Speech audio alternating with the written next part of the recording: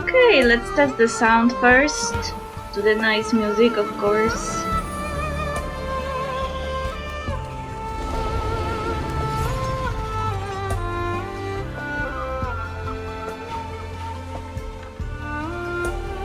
Sounds good. Also, I need to check some mobile game I had open.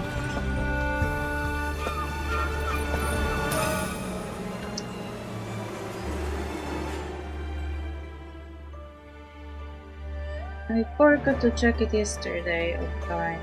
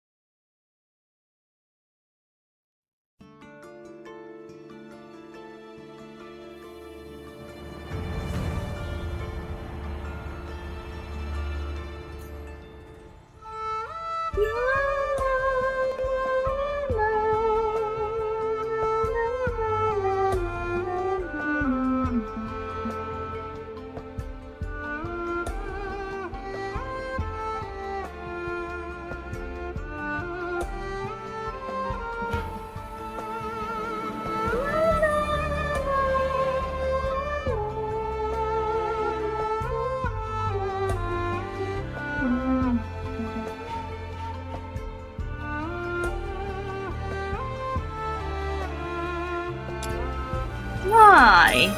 You don't have issues, please.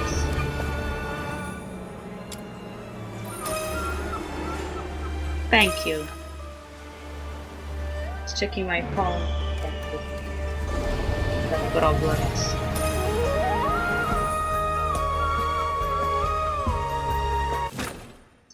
La la la la la. La la la la la la la. Okay, let's see. Shop. Two person attacked. Wait, lady.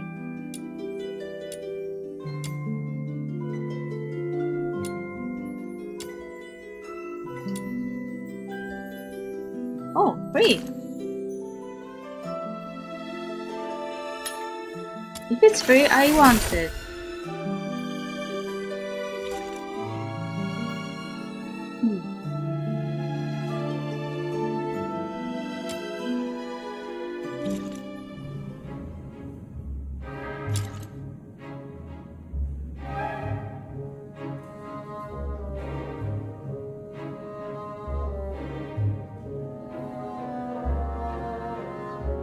Cool.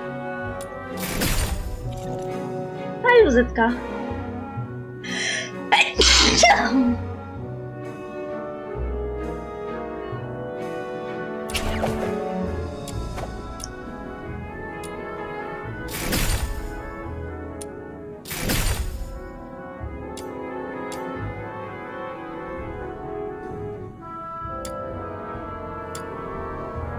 Ooh, look, she's here.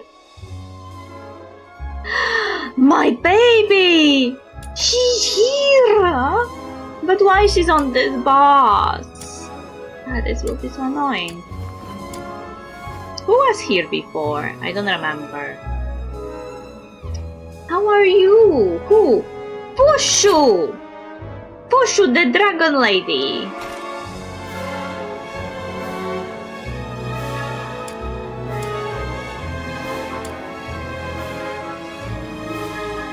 And I don't remember who was on the enclosed owner.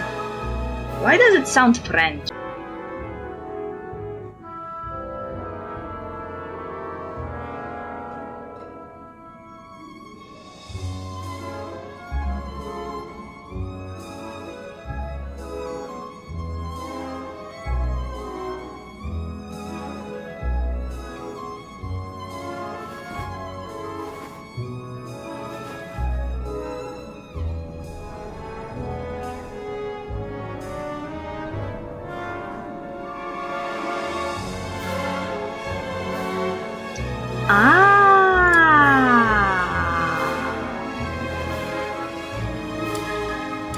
No.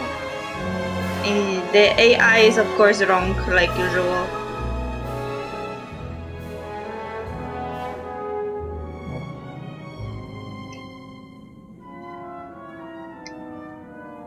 Oh.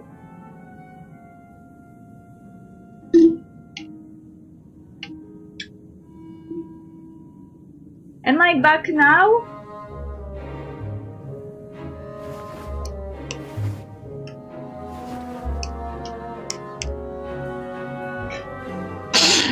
Am I back?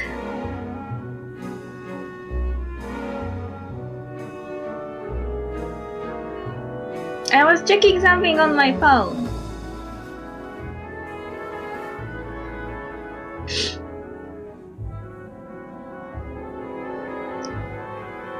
Yeah, I was trying to check what was before on this boss.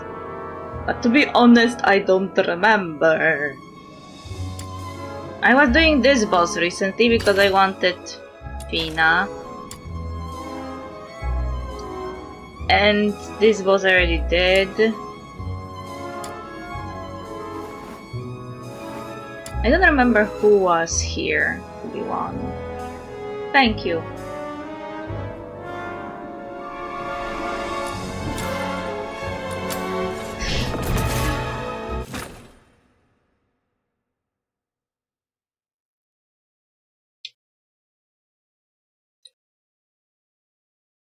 I want the dragon lady. I want the hot dragon lady. Dragon lady. You know who is next? The gay man. The gay man is next. Are you inviting me on a date? I suspect that he is probably now on the theater.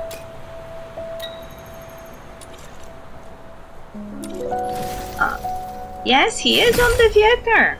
I can see it. Event duration.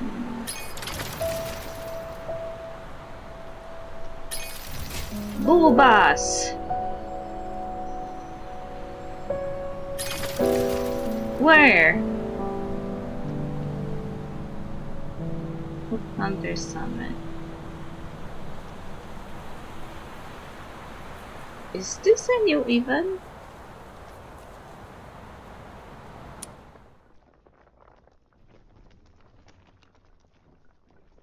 It sounds like some kinda battle event.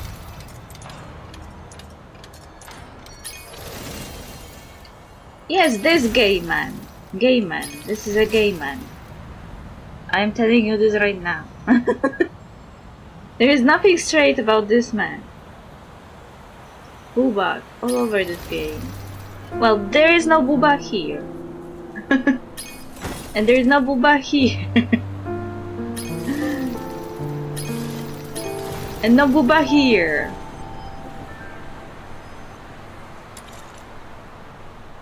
Are you inviting me on a date? No. I don't. Are you taking me out to play? Pinky promise, no backsies. Chirp, chirp, said the little nightingale. It means, hello there, Miss White Unicorn. From now on, you and Fina are going to be good friends. Fina, baby. Baby Fina. My support.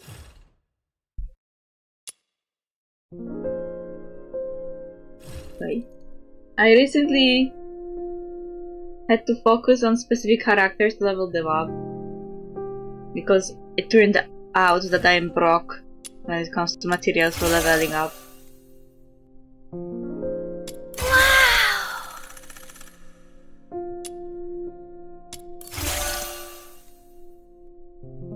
Wow! Look, I am broke.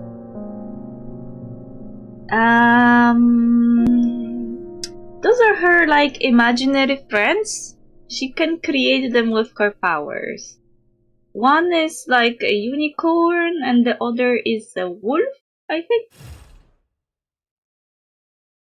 But both represent the actual living characters, meaning I am the unicorn and This is quite a delicate mission. Shall we do it together? outsider is the wolfie. Kaizo. To kill, use a sword in hand. To find peace, sharpen the sword within. My gay man is here. I want him to. Just saying. Anime, wow.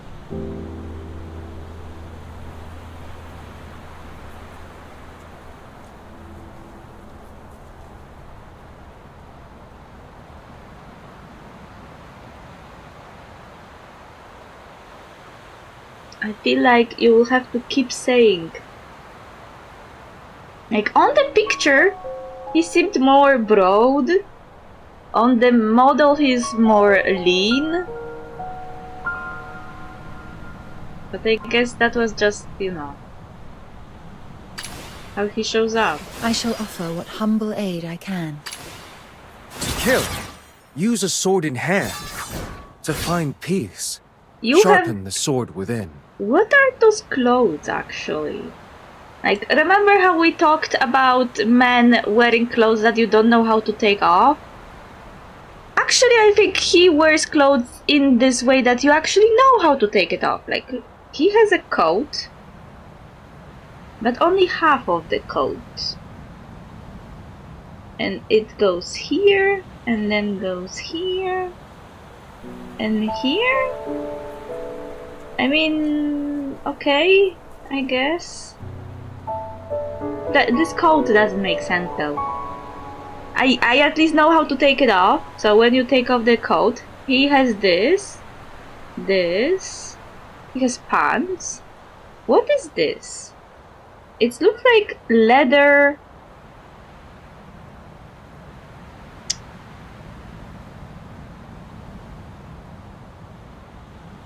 Leather.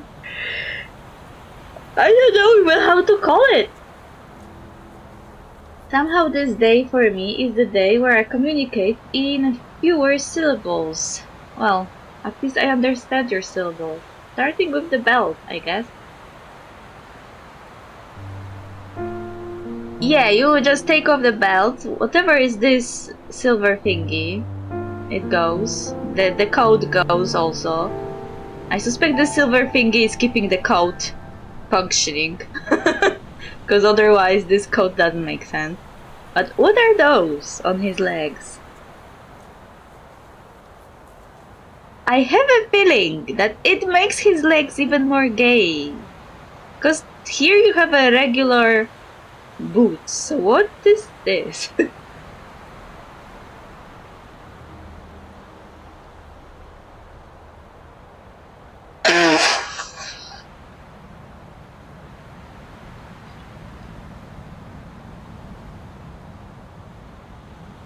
And of course, because he's gay, he has a thingy on his tie. Though I can see that it's just no, wait, it actually maybe is. No, look. Thigh-high boots maybe. No, look. It looks like he wears two parts. Like he is wearing two boots at the same time. This is how it looks. Look. This looks like leather. Like how it is in English, zakolanówki. And then he wears metal boots.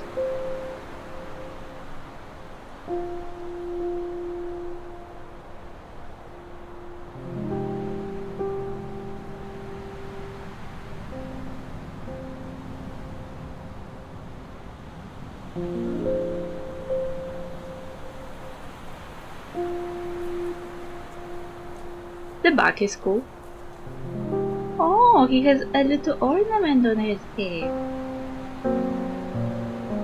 Yeah, it makes no sense. Yeah, those are definitely not boots. But they're made of leather, so they make his legs more gay. You know what I mean? But at least, if I were to start writing a fanfiction about this guy, at least I know how to unwrap him.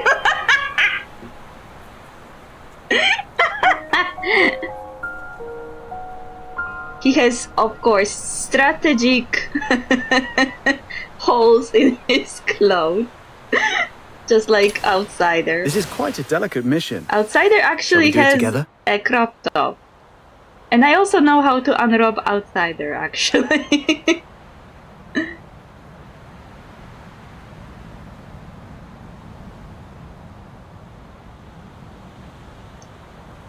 The only man that I don't know how to unrob is this Do I guy. really have to go there this time? I don't know where his clothes start and where they end. You have set the stage anew for me. This guy is also easy to unrob. Because he is wearing typical theater thingy. That was the purpose. Yeah, I know. To kill. Remember, were you here when we met that dark swordman that we put into the bushes? Because he went to sleep and we just stuffed him into the bush. Were you there at that moment?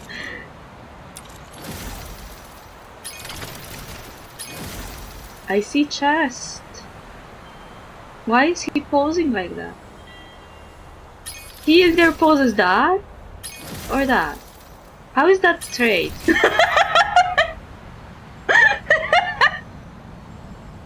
It's that. Just say.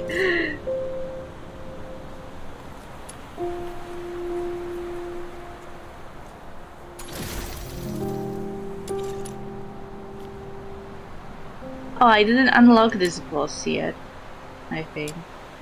I back.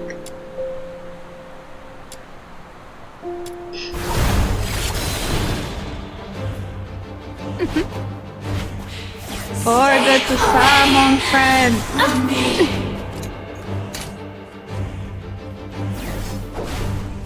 No violent contact.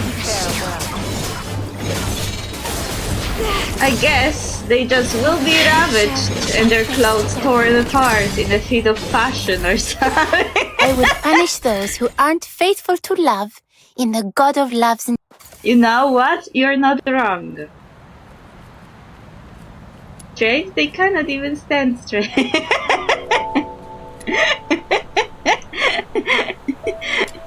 But do you remember the bushes guy? Or you weren't here when that happened? Because I want to... That other guy was like... He had dark hair, long, and he had a katana. Sweet venom going down your throat. Rot in the sweet aroma. This time, I will be the shield. For the future we shall face together. Those who harm you will show no quarter. Yeah, we were doing a story I will quest. punish those who aren't faithful to love in the God of Love's name. We were doing a story quest, and we met a guy that helped us beat some monsters. But then he got tired and fell asleep in the middle of the battlefield when the monsters were just not there anymore. And the protagonist, in their infinite wisdom, took him and stuffed him into the nearest bushes so nobody would find him.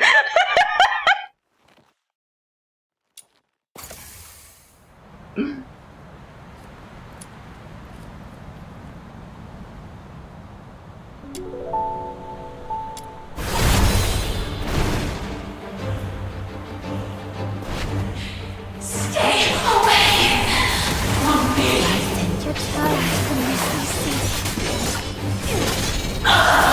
Sure we shall face together.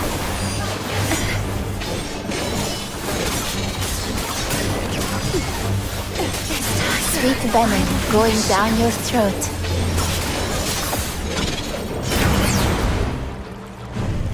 Farewell.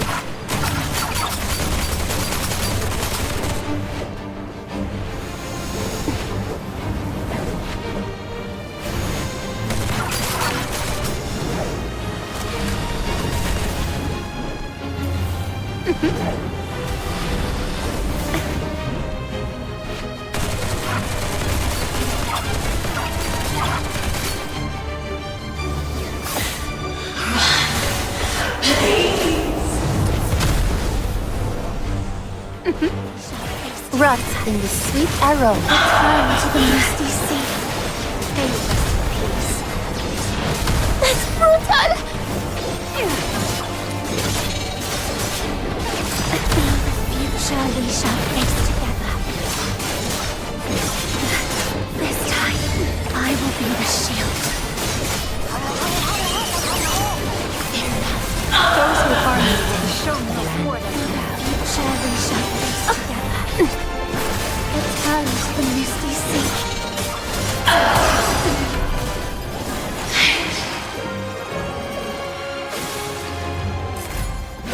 I will punish those who aren't faithful to love in the God of Love's name.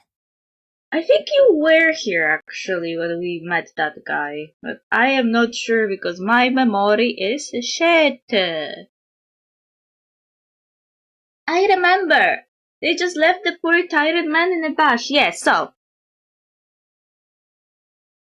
That man that we were just talking about, not the one in the bushes, the one that we were unrobbing. The Keizo guy with the sword.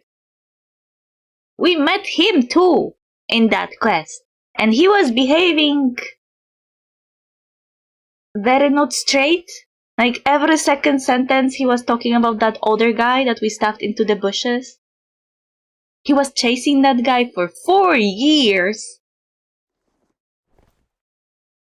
And he was calling him a Chinese version of senpai. So I was, of course, like here, watching what he's doing. And being like, I heard that thing before. I hear the man speaking about his boyfriend all the time. Who was that again? Oh yeah, that was Finan.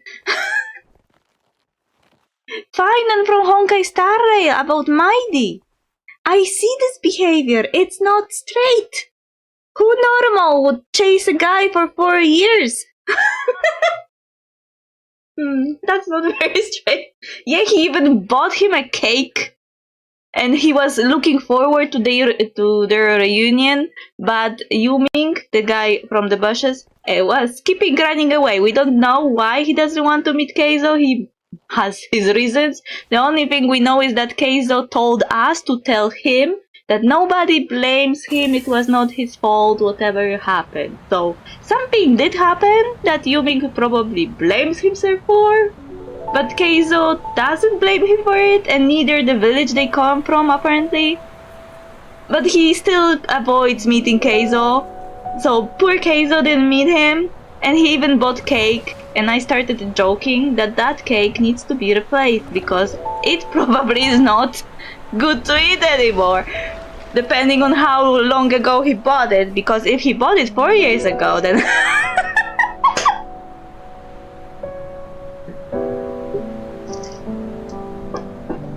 he's running from his gay feeling. He's running from his responsibility.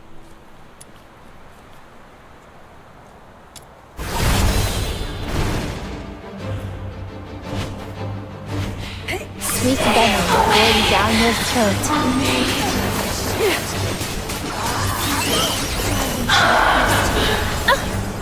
Return to the mist.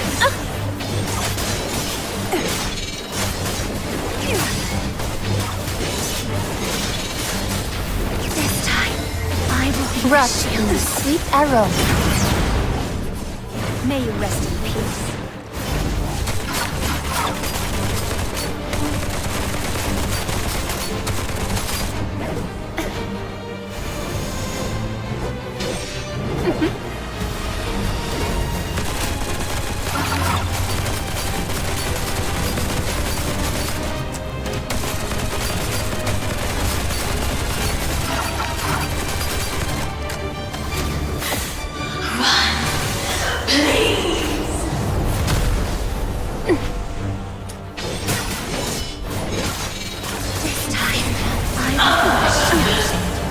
Oi, oi, oi, oi, oi, oi, oi, oi, oi, oi.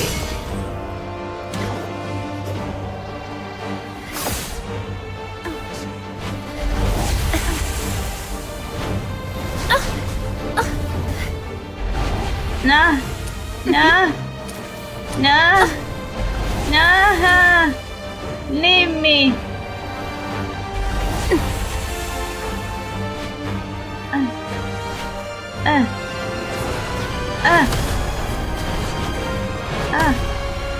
Return to the misty sea. Come closer. I will be the shield.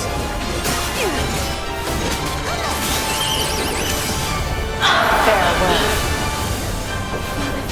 Jesus Christ. Why is she so loud?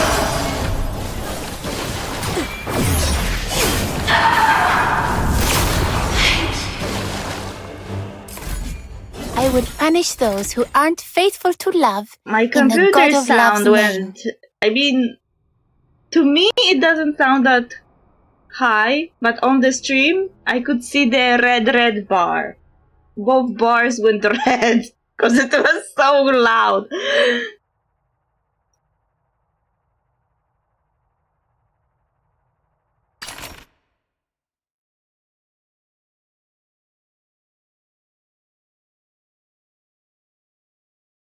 Lower it by 5.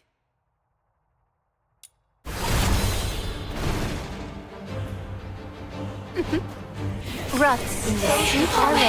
Show no quarter. This time,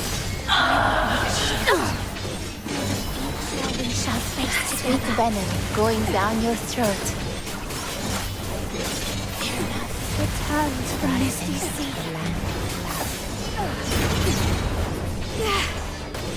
I don't know if it is like an aspect of the regular music, or this is like a special music, or does it count as dialogues when she's doing those moans of dying?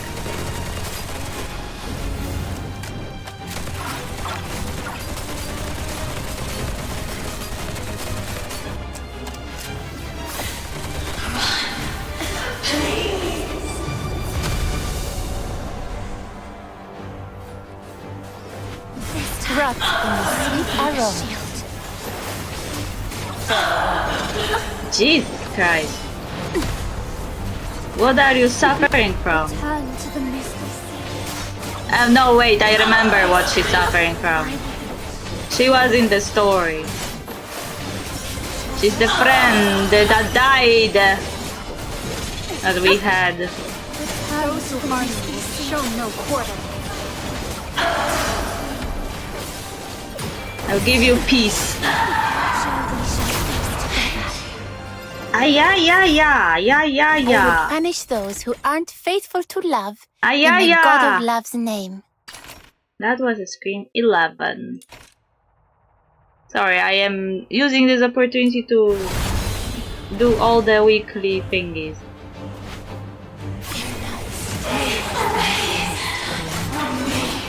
Hurry up. I don't want to ruin our date by being late. Return to the misty sea. This time, I will be the shield. Ruts in the sweet aroma.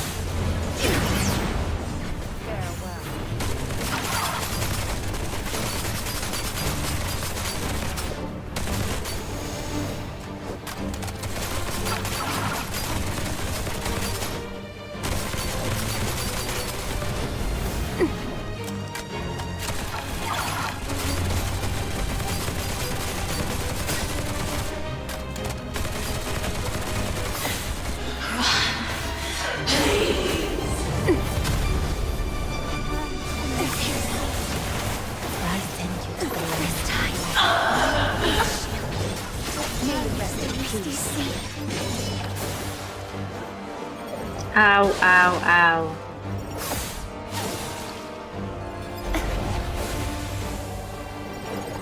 No, again. She's doing it again. We didn't kill her quick enough. I don't like dodging.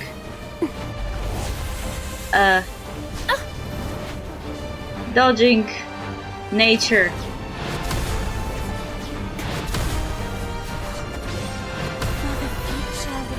Ruts in the sweet aroma. I will be the They really went hard on this one.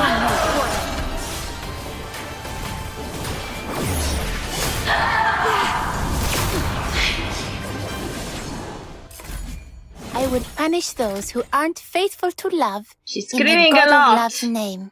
In pain. And then she's thanking you. Someone had a BDSM dreams when they were writing this.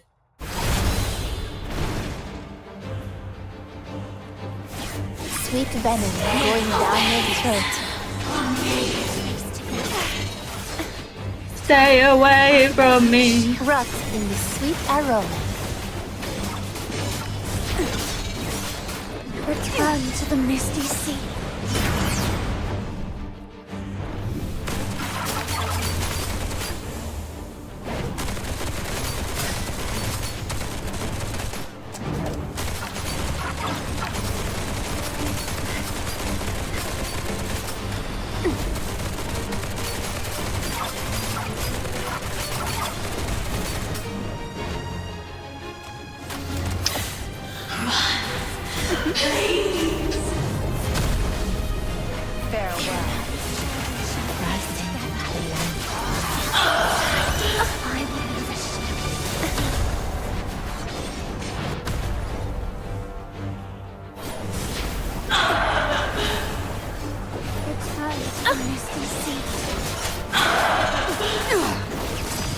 Sweet venom going down your throat. Those who harm you will show no quarter.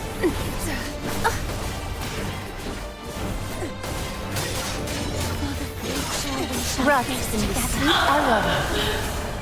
Return to the misty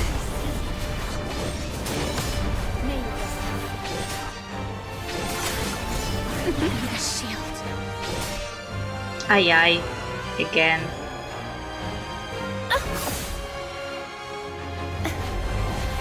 I'm running away! Yeah! Ah! Ah! Ah! Ah! Ah! Ah! Ah! Ah! Ah! Ow! Ah! Ah! Ah! Lady! Sweet venom going down your throat.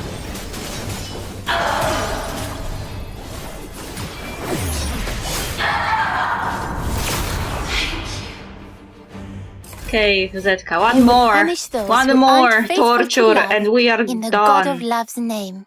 for this week at least.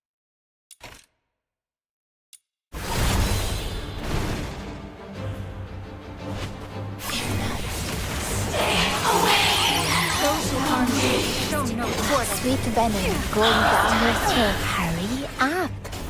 I don't want to ruin our date by being late.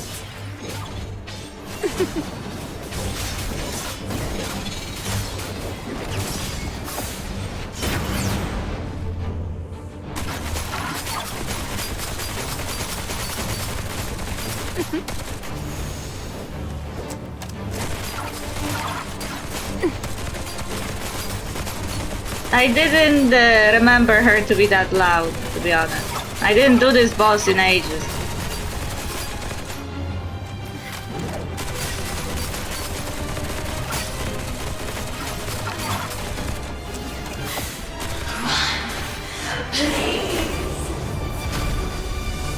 Farewell. Rot in the sweet aroma.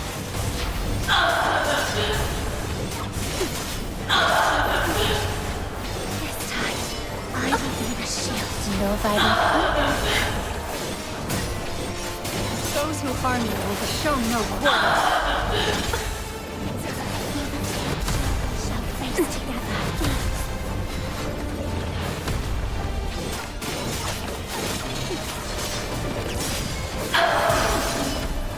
This time without... Ay, ay, ay, ay. I would punish those who aren't faithful to love in the God of Love's name. I need to check the settings for the sound, because that was bad.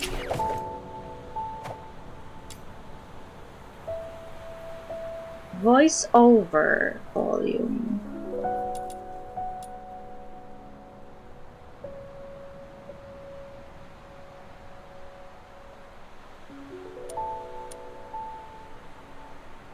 I always have dialogues at the max. Because usually the music in video games is louder than the dialogue, so I always lower the music. Are you inviting me on a date? She really wants me to take her on that date, doesn't she?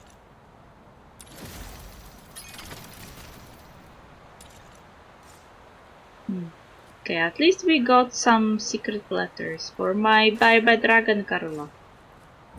Okay, now let's go back. Mistwork. We had a mission there?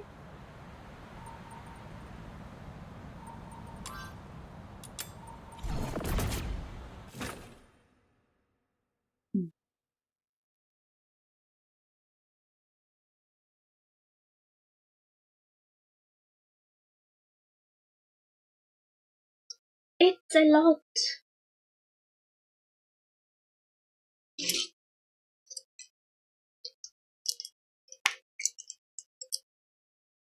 You know what my cat did? I thought that she was very considerate recently because she puked on the floor instead of the carpet. But it looks like it was not actually that she was considerate. She actually was on my wardrobe in her bed.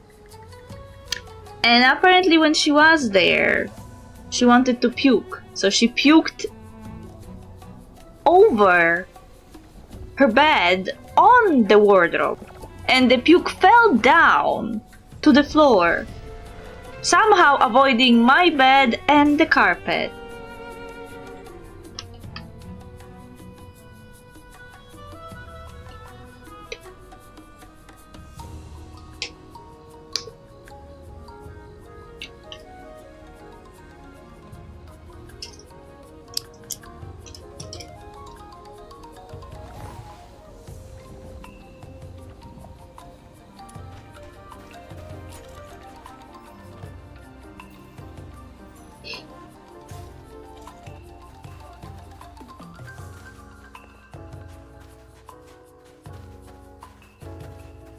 Well, yeah. And here I thought my cat actually chose a good place to puke this time around. No, actually it's not what happened. Best patch that seam up soon.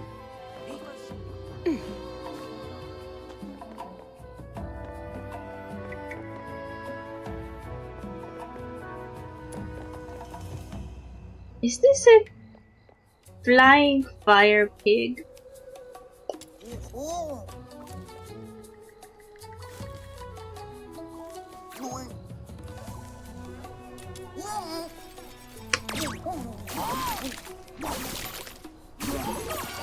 Fuck you! How dare you?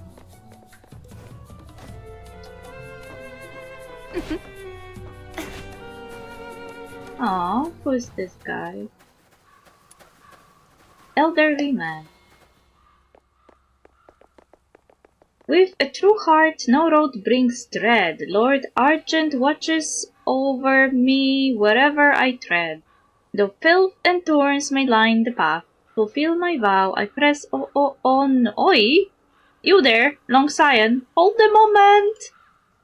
No need to peer about. Yes, I mean you!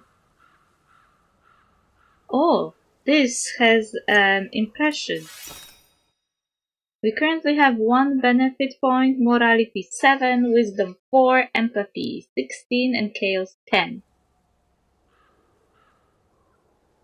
If Lord Argent is guarding you, what use have you for me? Are you in some kind of trouble, sir? Strange. I've been dead for ages. How is it you can still see me? I guess this will be chaos point.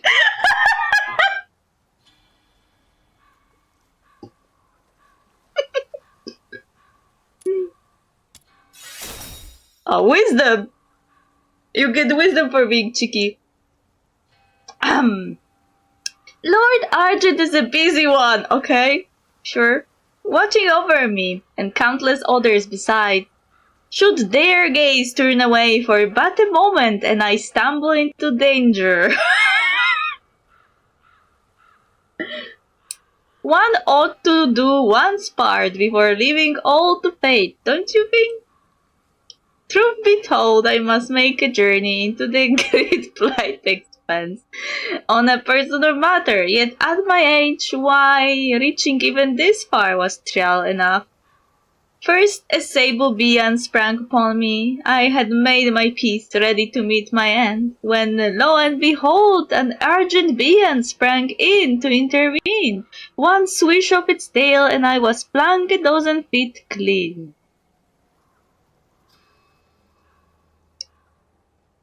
Why does it sound that he was actually smacked by the guardian date? Oh, my head, my neck, my shoulders, my back, my spine, my hips, my arms, my legs. I think he actually listed everything in human body.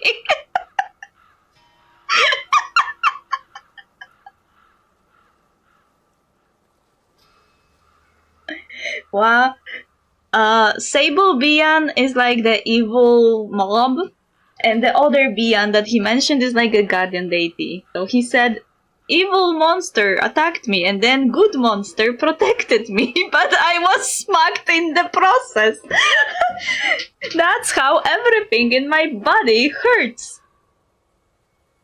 And he means everything. My head, my neck, my shoulder, my back, my spine, my hips, my arms, my legs.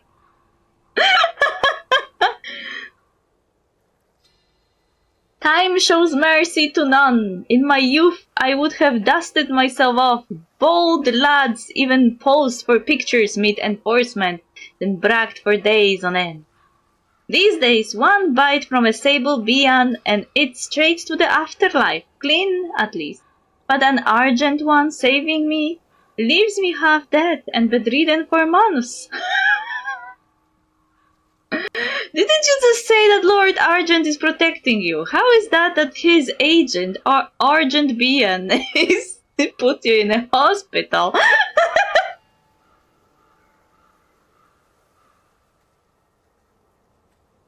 Oh, don't mistake me. I lay no blame on our noble protectors. Of course you don't. If anything befalls me, well, it's thy house will. And they make no mistakes, eh, youngster? Okay, go home, sir. It's too dangerous out here. If you're braving danger like this, then it must be for something that's very important to you. Cut the crap. You're not faking an injury to shake me down, are you? Empathy. Didn't expect such wisdom from one so young. Thank you for the insult, I guess? Yeah, there are things in life a man simply cannot back down from. Truth is, I can't reach the great blight expanse on my own. So here I wait, praying Taihao might send me a kind, able soul, one bold enough to brave the expanse and see me through. And clearly that soul is you! By Taihao's grace, truly by their grace, Have no worry, I will not take your kindness for naught. When you ask the gods for favor, you bring offerings. When you ask a person, you pay your dues. See me there safely, and you will be well rewarded. At least he's paying. Should I really spend time and energy escorting this old man through danger? Fuck. Reroll.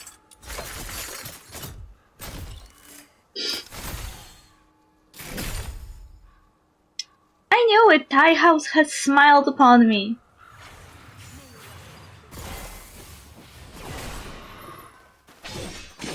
Look, people already have queso. I can see someone running queso. Return to the misty sea. They probably got him from the theater. I still have to level up the theater.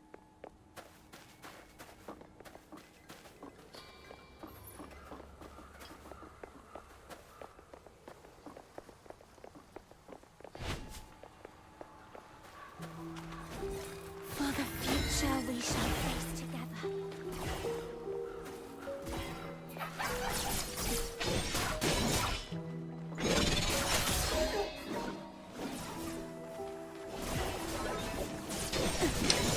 I can't stop myself, I have to say something in Polish. Moje przydupasy zabijają moby szybciej niż ja.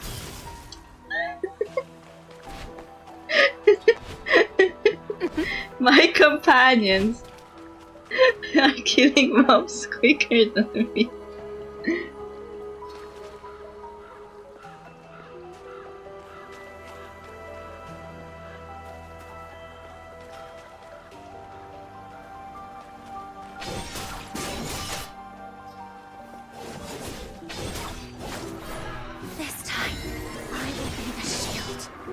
There is no proper word in English for what I said in Polish. I am sad.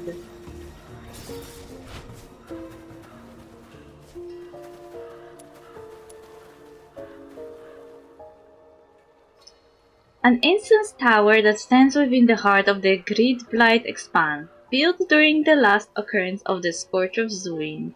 It once served to purify the air and slow the advance of Great Blight. Now collapsed into the sand, its condition speaks for itself. Asslings. Asslings! That's a direct translation.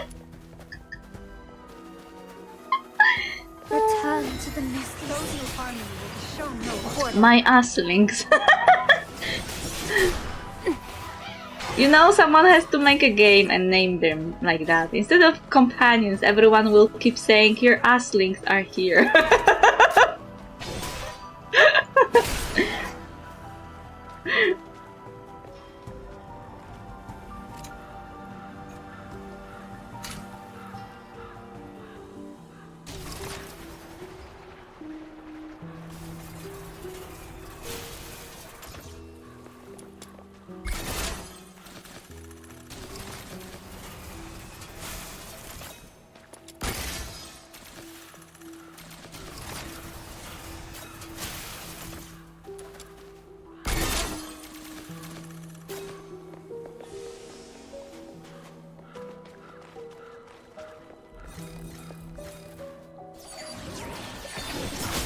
We shall face together. Look, they exploded. They bombs.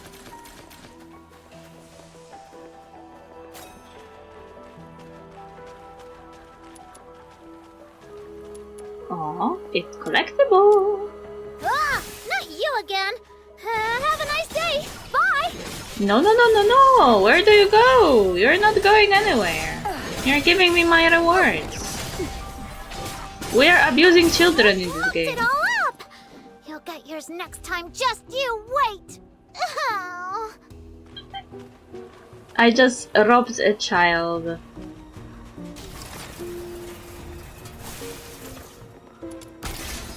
Farewell. Hey, hey, hey, stop murdering random wildlife. See? They're just acting before I even tell them. They attack innocent, evil creatures in the forest.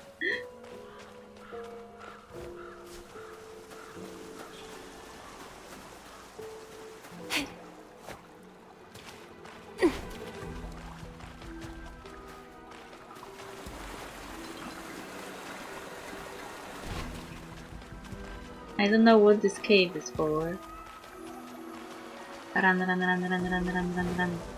Run, run, run, run, run, run, run, run, run, run, run, run, run, run. Ah, I could have teleported here. Why did I run here then? Well, I guess exploration points.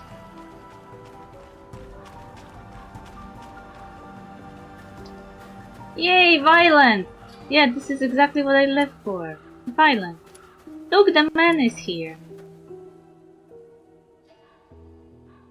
This place is desolate. So long as we don't linger, we are unlikely to cross paths with beasts or Bian. That's precisely why I chose this route. It's called hiding in plain sight in Huaxu, right? Ha, sharp one, aren't you? Truth be told, I've cut through here many a time. Never thought I would take a tumble last time. That day the expanse felt vaster than ever. I walked and walked till nightfall, yet found no way out.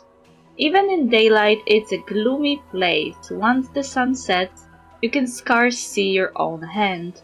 With these old eyes I wandered in circles, lost in the dark. At last I toppled, struck the back of my skull. In the haze I swear I saw a pack of Bian darting to and fro before me. Ah, and I hear the voice, to have Argent Bian at their side. Surely it could only have been Lord Argent themselves. I must have heard divine words that night. How is it that people have such an audacity to claim that they hear the divine voice? Do you really think you're that special? When I came to, I had been carried clear of the expanse, save a lamp on my head.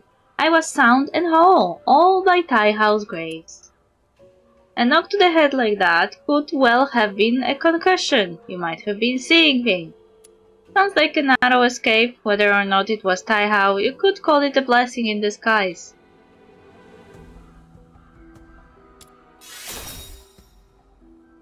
Blessing in disguise, I'll take. But must you spoil it with such doubt? I'm telling you, it was Taihao. They even left me a keepsake. Said that next time I was in peril within the expanse, I need only blow upon it and Taihao would appear. Huh. Where did I hear that before? Here, look, this is it. You turn the object over in your hand. Every detail shows it is nothing more than an ordinary leaf. If I plucked another leaf this very moment and shuffled them about, could you truly tell which one Taihao gave you?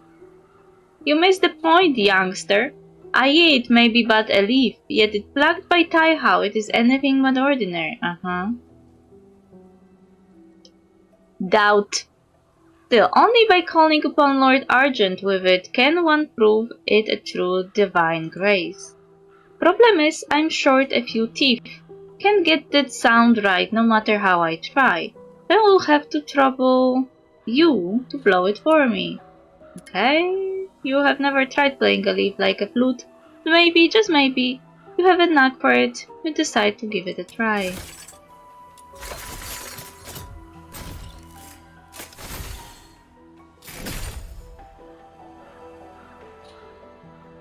The leaf trills a clear note, uncannily like a bird's call. The air falls still. You and the old man look at each other in bewilderment. Who is it? I was sleeping. A voice drifts from nowhere, groggy as though roused from slumber. Something about it feels oddly familiar. Huh? That voice, you hear it too, don't you? It is Lord Argent. I told you I was favored. I doubt it. Sir, I think you might want... Shh, quiet. Oh, Taihao above, this old soul begs forgiveness for disturbing your rest. Taihao? You called me Taihao. Forgive my presumption, Lord Argent. Right, yes, precisely what I meant. A mere mortal should know better than to bandy my name about so freely. You are right, my lord, it was my transgression entirely. No matter, I am magnanimous enough to forgive you this once. Now then, mortal, what brings you to this rotten, this remote place, disturbing my peace? Why do I have a feeling that this is someone I know? Nothing grand, my lord. Last time you saved me from this wretched place, and I have been grateful ever since. Since returning home, I have prayed day and night, offered incense and gifts, all in hope of hearing your wisdom once more. But no matter how I prayed, you gave no answer. I feared I had angered you, so I braved these perils to seek your guidance in person. Yes, I recall now. You're the one who cracked your head. You clung to my sleeve, babbling nonsense, near spewed all over me. Don't you remember? So it really was a concussion.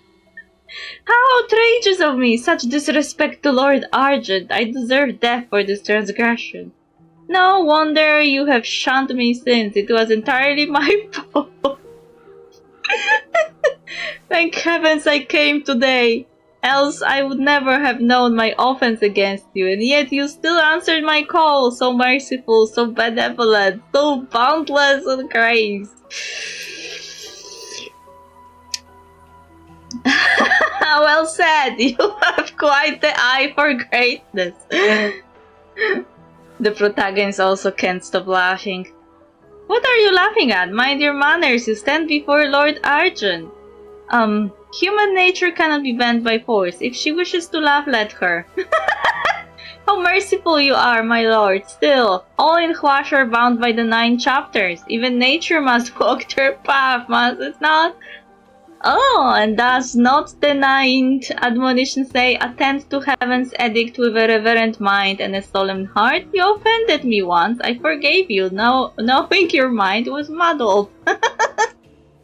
But now, with your wits clear, you dare disrespect me again? What punishment do you deserve?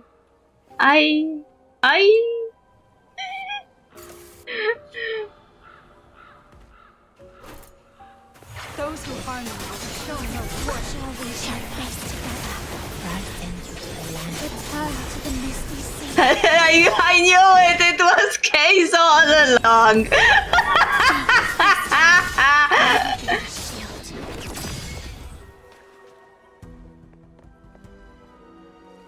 What just happened? Where's Lord Argent? Am I forsaken? All of this, what in Taihao's name is going on? Wanna guess what I was laughing at earlier? All your symptoms point to a concussion. You never met the real Lord Argent at all. It wasn't Lord Argent who saved you. It was this man who happened by. Either way, you lived. That's blessing enough, isn't it? I wasn't sent by Lord Argent to protect you either, but I'm still charging you for my trouble.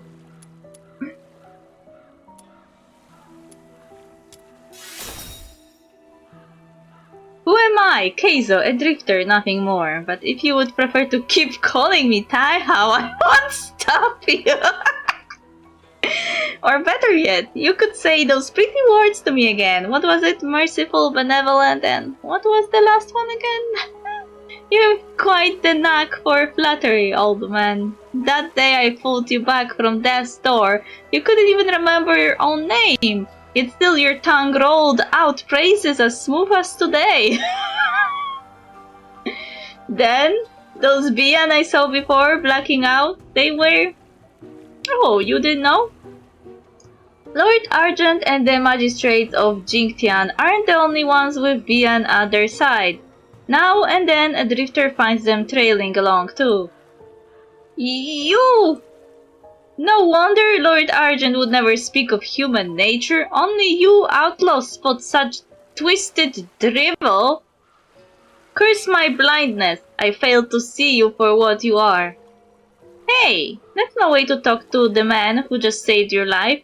What happened to all those grateful words? You're still breathing because of me, mind you. Wow. He made an angry face. Wait, I need to screenshot of this. He's so angry. Unbelievable, this guy. What do you think? Maybe this was Taihao's plan all along. I think you owe Keizo a thank you. He may have teased you pretending to be the Long's god, but whichever way you look at it, he saved your life. Even the leaf he gave you, it meant he was prepared to help again if you were in danger. Can't you give him that much credit? I was raised under the protection of Lord Argent in the 9 chapters. Without the Argent Bian enforcing the law... Wait, stop. I would have perished to a sable Bian's fangs long before meeting you. The drifter may have saved me once, twice, even thrice, yet compared with Lord Argent it is nothing. I revere them, and choose must keep my distance from the lawless. Wow, rude. Insolent! Rude as fuck! Blockhead! Well, I tried. Looks like these two won't be shaking hands anytime soon. No point wasting daylight bickering with someone that's stubborn. Come on, Viteria, let's have ourselves a proper spar instead. Wait! The old man produces 2 coin pouches, one pressed into your hand, the other into Keizo's. The second admonition of the 9 chapters teaches a man is measured by the strength of his word. I promised this youngster a reward, and so I must keep my word. The 6th admonition teaches let compassion and righteousness guide your mind and every deed.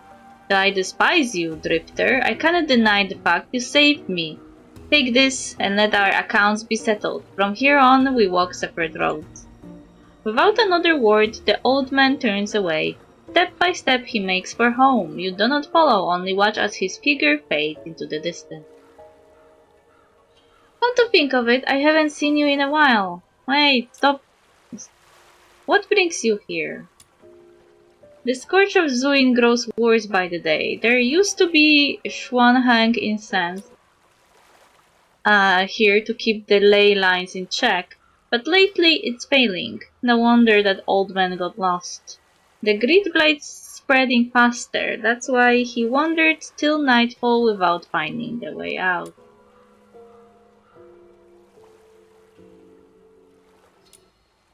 Though my Shizhong might be sent to investigate, so I lingered here. Never thought I would run into a sharp-tongued old fossil. Amusing, sort pity, really. See? He's even lingering in places that he thinks his senpai may appear. How is that not gay?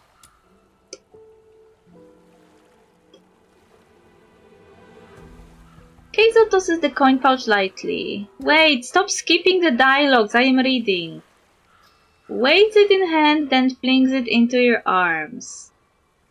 That would buy a good few bottles of fine wine. Should have been a lovely little gain, but I never save lives for coin. You take it.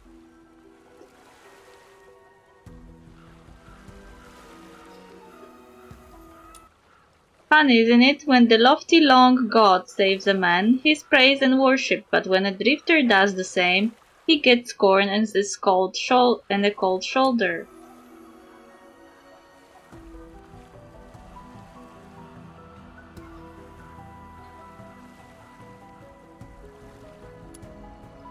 It's still worth it for conscience sake, but it still counts, doesn't matter what others think. I knew you were a kindred spirit. Say no more, I get it. But dwelling on this won't change a thing. Come, let's cross swords and think it out. You think... wait. Can't think of a verse more fitting than this. Dreams are but illusions. Stop skipping the dialogues! Dreams are but illusions, twisting thought awry. Better by far to live free beneath the moonlit sky. Why is this game skipping dialogues? I couldn't even read enough.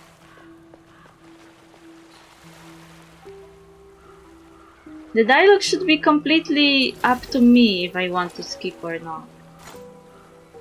I feel like I will be feeling a complaint.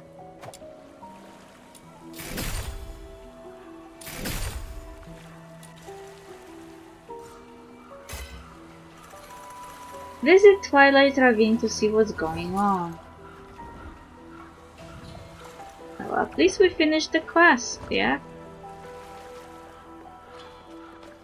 So he was staying here, hoping that he'll meet Yumi. Are you inviting me on That a date? guy is persistent. You will never get rid of me. You'll never get rid of me, man. I am here. You are meeting me if you want it or not.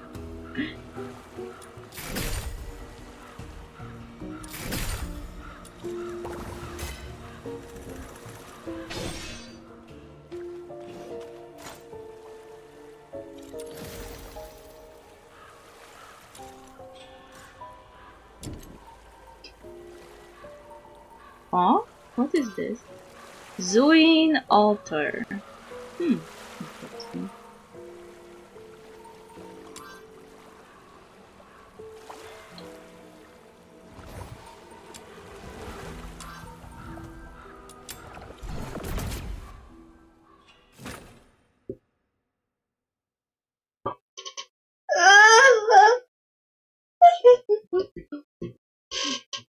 Muzetka, we met the gay man!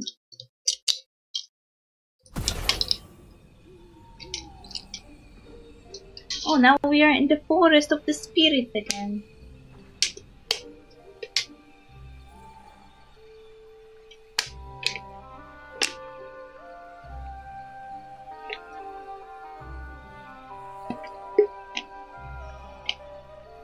Jeez. I hate big tablets. They're hard to swallow. Yay! What yay? You met a gay man! Did you see that gay man? Not only did he make fun of some old man, he also admitted that he is super gay again! Again! How many times that man is going to be gay on main? In my game. I am not complaining, it's just funny. Like, you meet him, something funny happens, and he of course mentions his senpai because he can't stand not saying a word about it.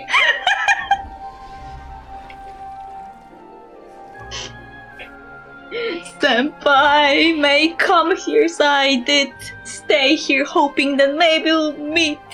And then I got and met this old angry foggy that thought I was a god.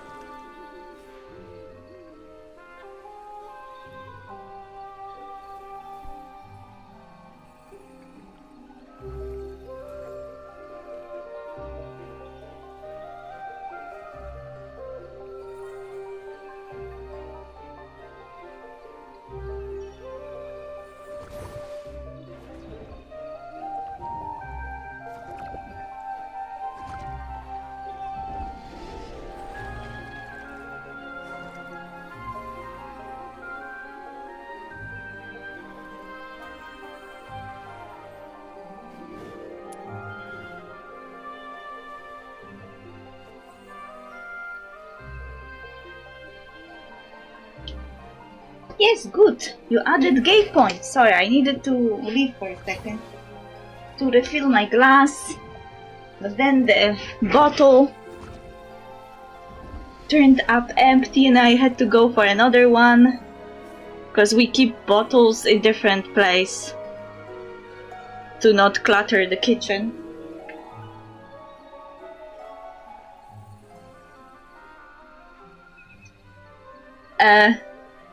Tell me, is it just me? Is it just me living in the village experience?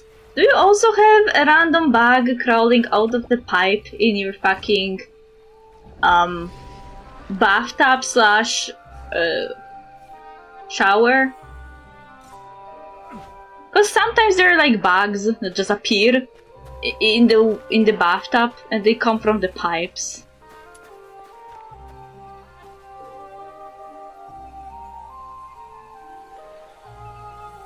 The pipes here are leading to the garden, so it could have crawled all the way up.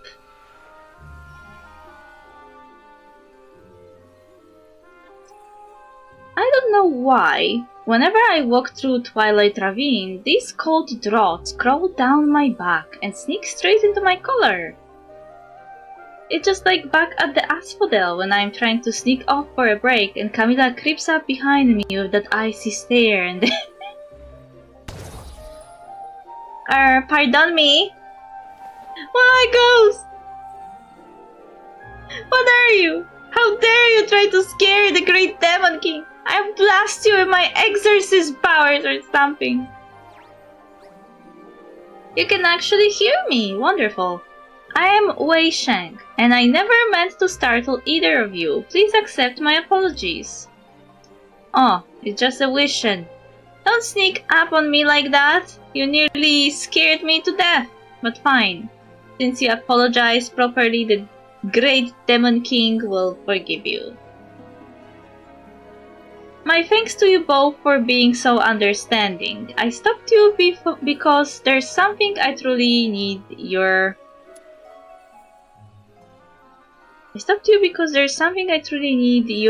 what? Sensing something off.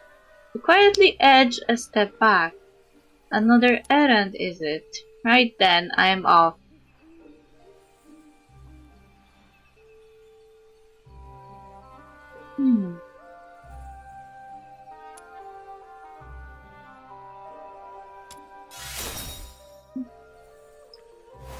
That's the smell of a new quest. Brace yourself, little minion, huh? Why are you backing up like you're about to leg it? You turn to leave when something wageless slips in beside you. Wei Sheng's pale form settles quietly at your feet. I only wish for your help in finding my wife, Xianshu. If you refuse, then I shall simply stay with you. I won't leave until you agree. You drive hard bargain.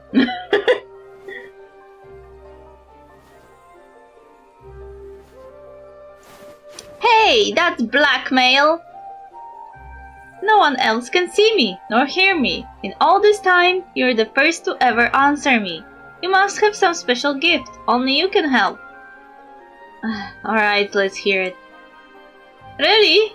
You will help me? You would truly help me find her? Okay, right, then let me tell you what happened. When I was alive, I lived near Reed Shore and ran a small stall selling odds and ends. I never earned much, but our days were steady enough. I thought life would stay that way until I met Xianshu. We suited each other so well that we soon married, and from then on we were inseparable. We cared for each other deeply and... Let's get to the important part. Right, but fate can be unkind. Xianshu fell ill quite suddenly, with a strange sickness that caused her terrible pain. I went to the apothecary at the Hall of Ephemerality for help, and she prepared the herbs for Xianshu's medicine. From then on, I brewed her medicine day after day, and tasted each dose myself before giving it to her. I cared for her as best I could, but even with the medicine, she did not improve. I wished to take her to Haojing to see if we might find someone more skilled who could help her, but she would not agree. And on the day she disappeared, I lost my patience and spoke sharply to her. For the first time in my life, I have regretted it ever since. That day I begged her again and again, and at last she agreed to go with me to Haojing for treatment. Before leaving for my stall to ask a friend to watch it for me, we agreed to meet at the pier that evening so we would not delay our departure. But I never imagined. I waited all the way until dawn, but she never came. Wait, maybe she was just too sick and passed out at home. Of course I went home to look for her, but there was not a single trace of her. She had simply vanished from my life, as if she had never been there at all. I stayed at the pyre all the same. I thought she might come back one day, and I wanted to be there if she did.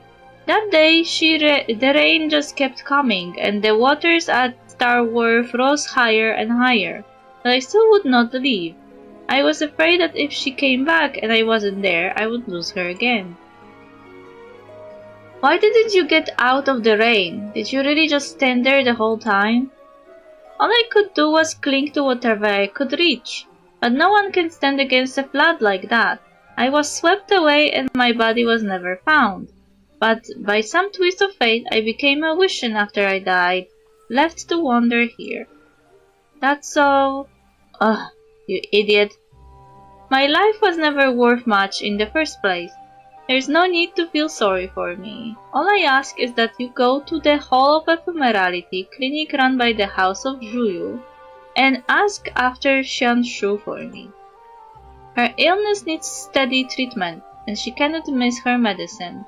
If she has returned, she would likely go to the apothecary there to fetch more of it. Alright, I'll ask for you, but I can't promise anything. I'll never forget this, and if there is a next life, I will repay your kindness.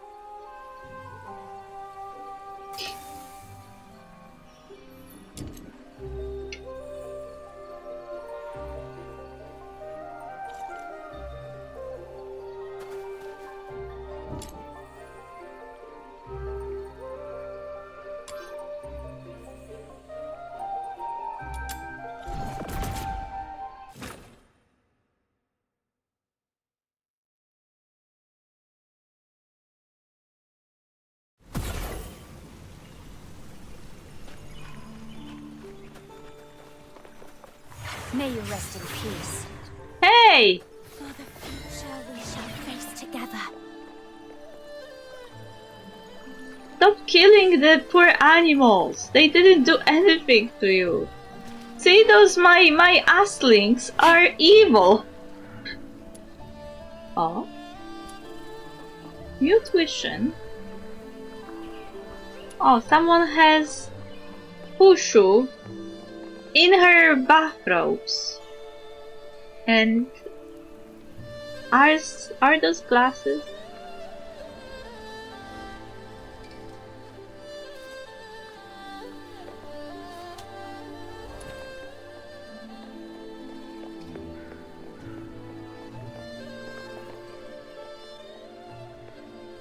Real Huaxu. As you enter the Hall of Ephemerality, you find Huaxu standing still, lost in thought. Ever her fish-long drops listlessly at her side.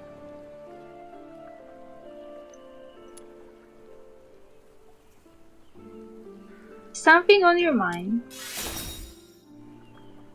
Ah, Vitaria, you are here. What brings you to the Hall of Ephemerality today? I was reading some old medical text, and a few memories surfaced before I realized it. It seems my thoughts wandered for a moment. Miss Huaxu, we have got something super strange to ask you.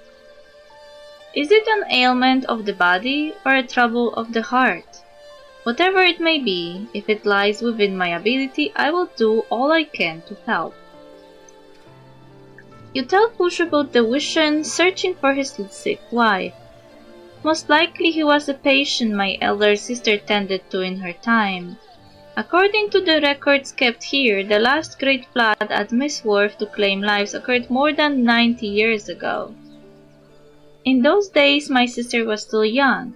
She had not begun practicing on her own. She assisted patients here within the Hall of Ephemerality. Wait.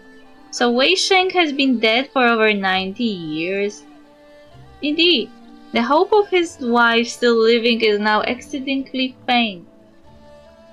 Yet for one who held such steadfast devotion, learning what became of her may give him the answer he has sought for decades, and perhaps allow his spirit at long last to find release. My sister kept meticulous case records throughout her years of practice. Come, Vitaria, let us search the archives together.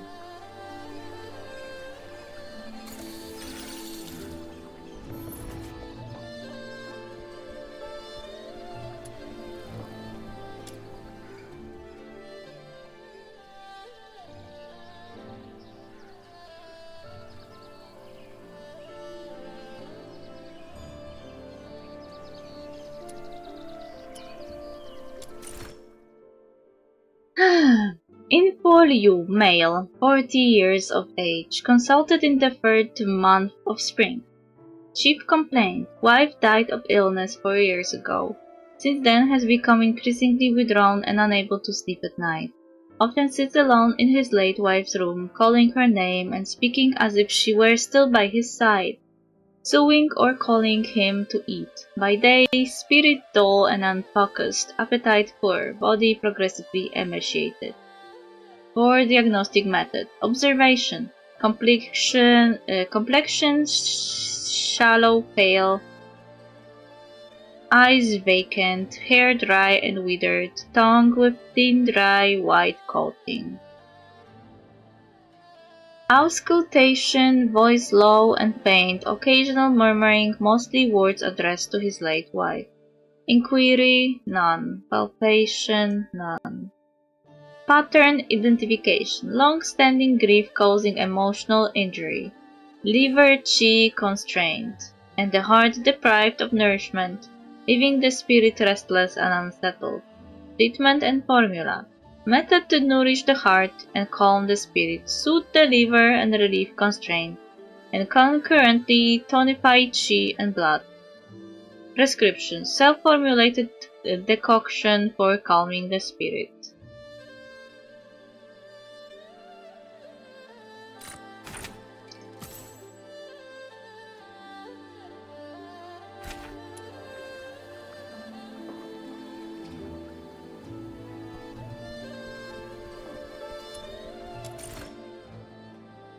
Info Liu, female, 12 years of age, consulted on the 6th day of the 11th month. Chief complaint: went out to play in the snow yesterday. Upon returning home, suddenly felt dizzy with a heavy head. By nightfall developed chills and fever, headache, aching limbs, absence of sweating, and occasional cough with thin, clear phlegm. For diagnostic method: observation, complexion pale, tongue with thin white coating. Auscultation, voice somewhat heavy, cough slightly congested. Inquiry: appetite fair, stool and urine normal, headaches preventing sleep at night. Palpation, pulse floating and tight. Pattern identification: cold binding the exterior, constraining the defensive qi, and inhibiting the diffusion of lung qi. Treatment and formula: acrid warm method to release the exterior, promote the diffusion of lung qi and dispel cold. Prescription: Ma Huang decoction.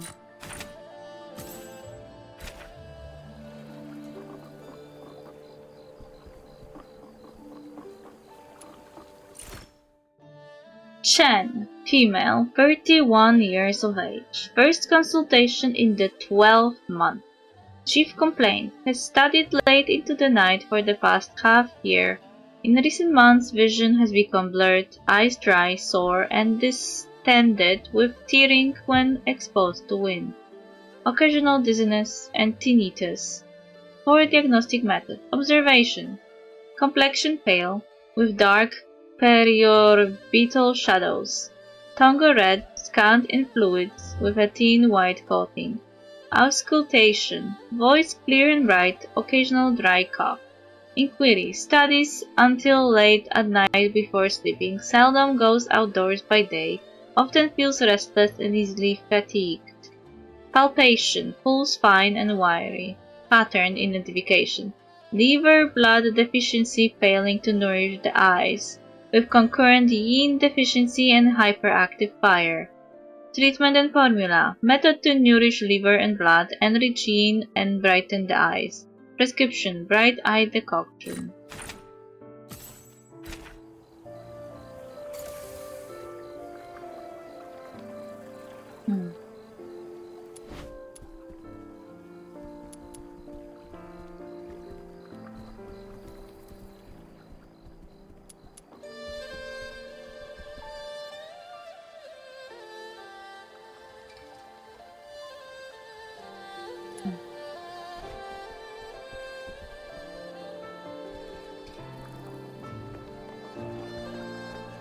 Wait, we have to deduce?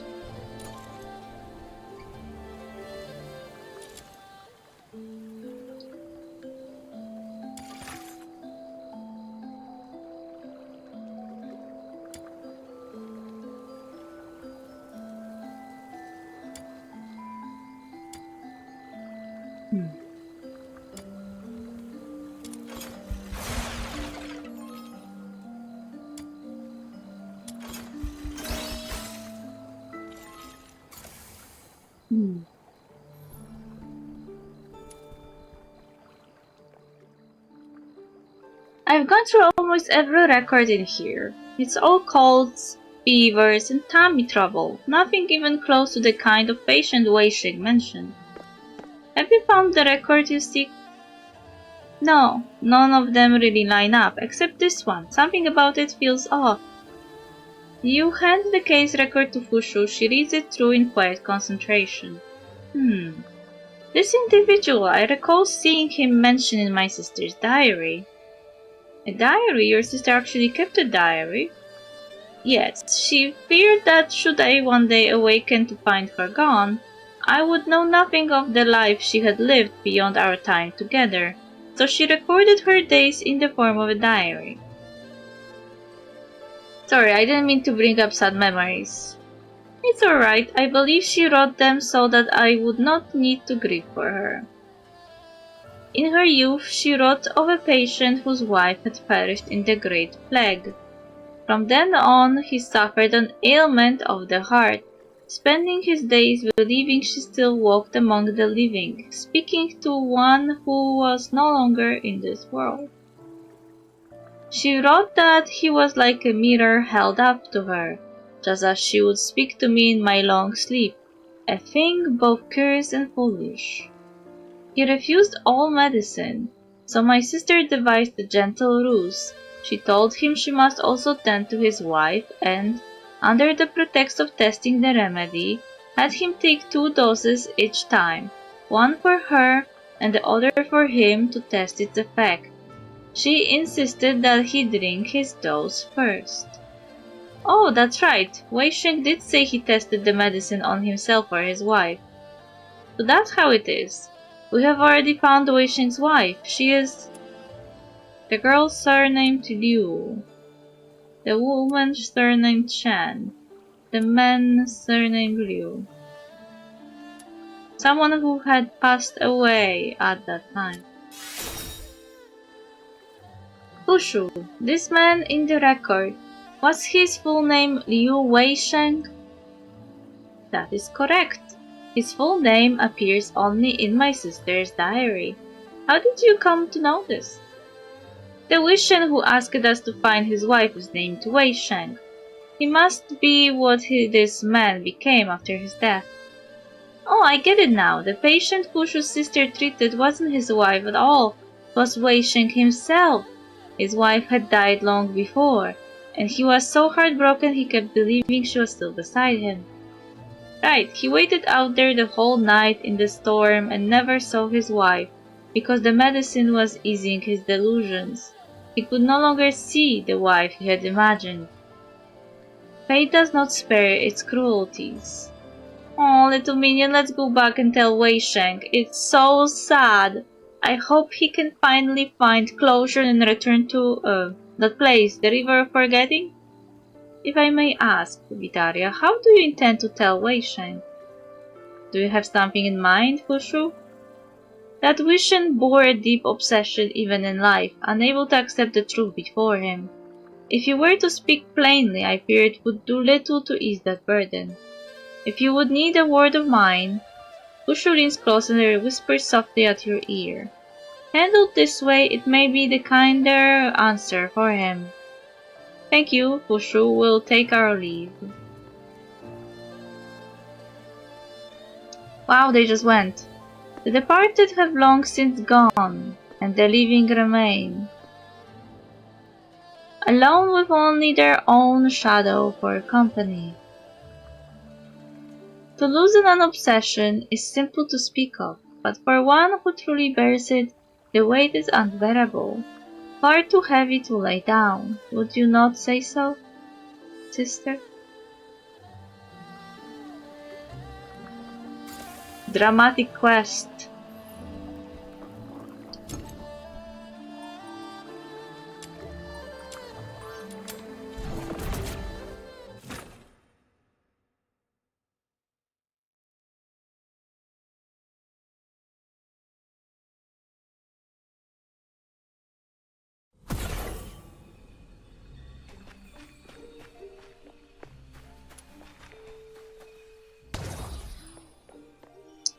You're back! Did you learn anything about my wife?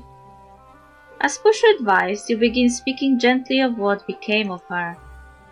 What? You mean Xianshu, she is no longer in this world? Because I have been dead for more than 90 years?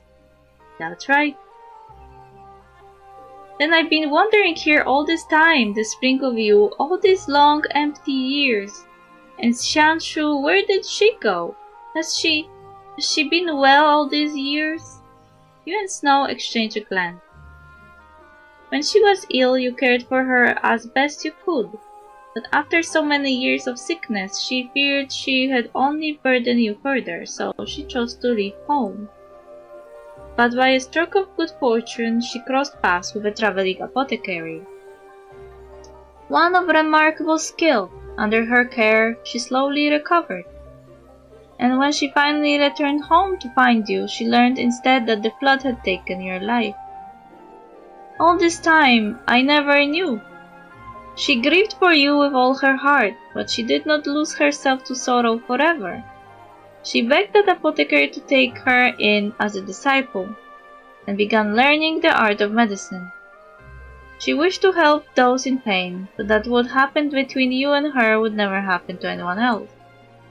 She studied with great devotion, and in time she became an apothecary in her own right, and later took on students on her own, and those students in time taught students of their own as well.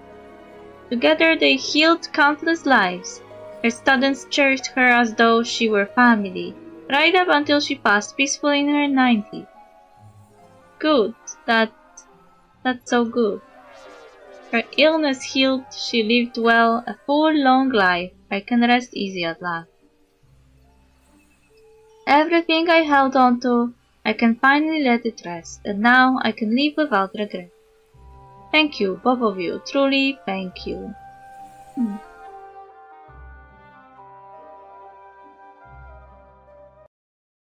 His voice fades to a whisper as his form grows translucent until at last he melts into the quiet air. In the moment he disappears, something glimmering slips from within him and falls gently to the ground.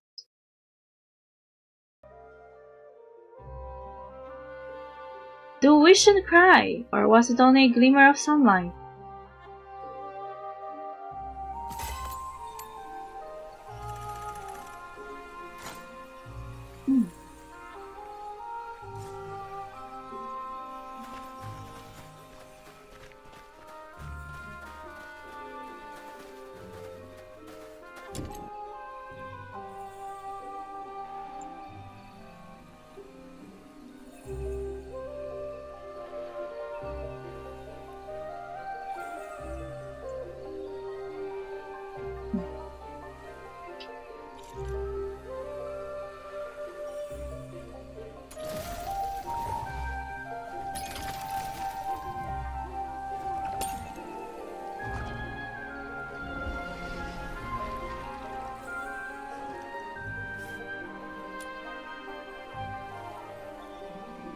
Oi oi. This looks like a hard challenge.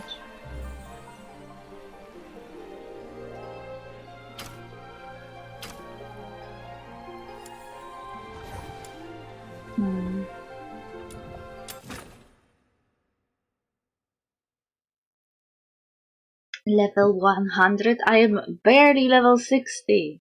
My venom is surging like my passion for love.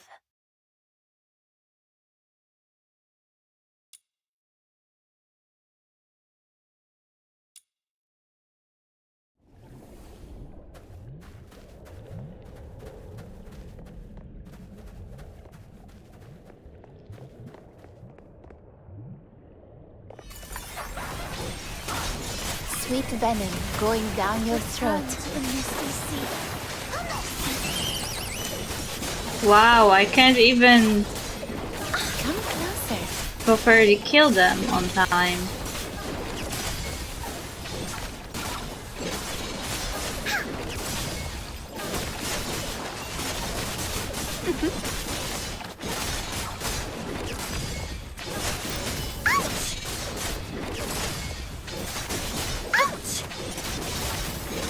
Yeah, I feel like we'll fail this. Impossible. Wow, the timer is going.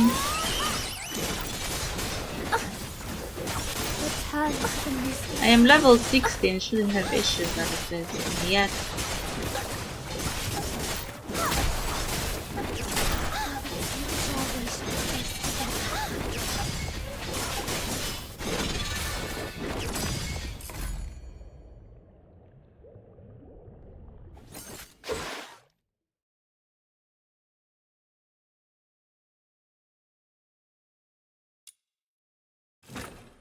Wow.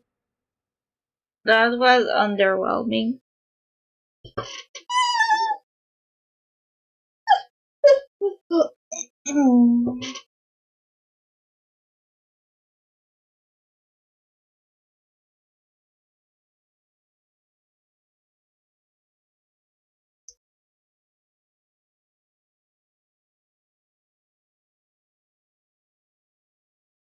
Sounds more like an event for people obsessed with fight. My venom is surging like my passion for love. My venom is dirty, like my passion for love. Oh, this seems to be some kind of event. There are 2 days left. I wonder what does it do. Marksmanship trial. Oh.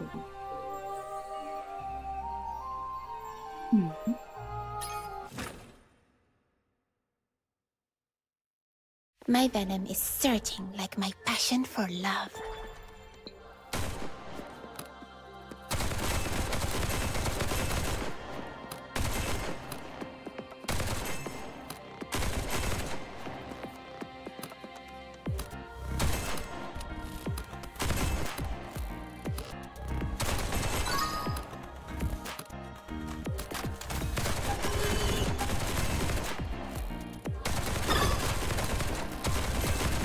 Oh.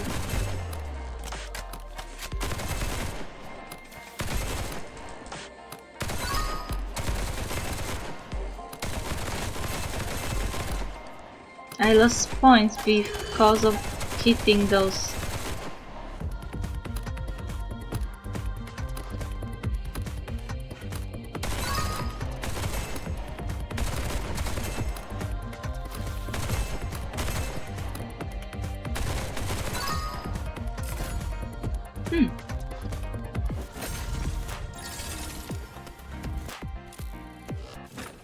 Wasn't that bad actually. Very quick.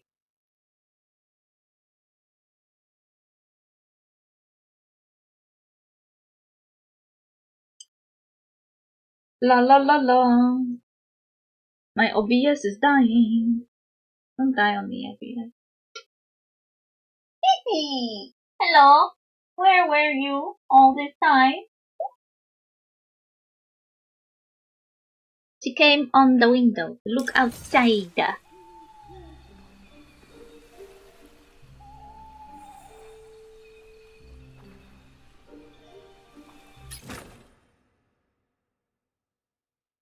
My venom is surging like my passion for love.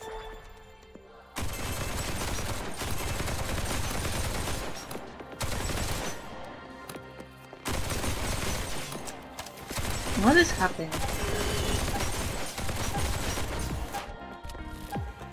Ah.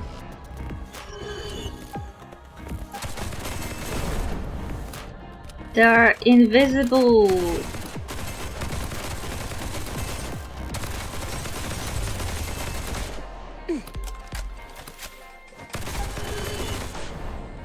Invisible walls.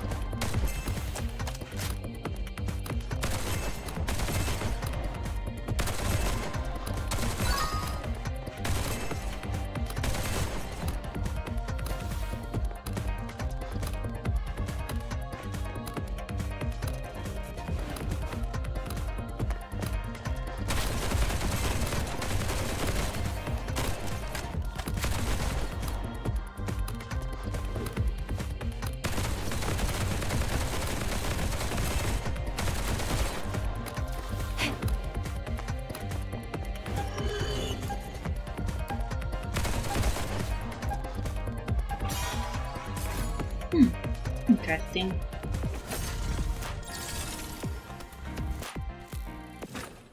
Interesting.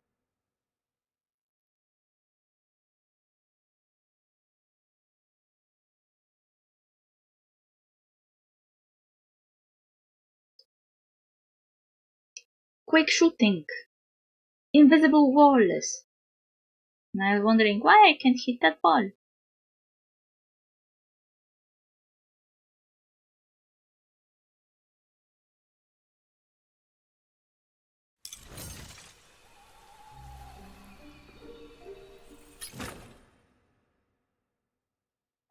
My venom is surging like my passion for love.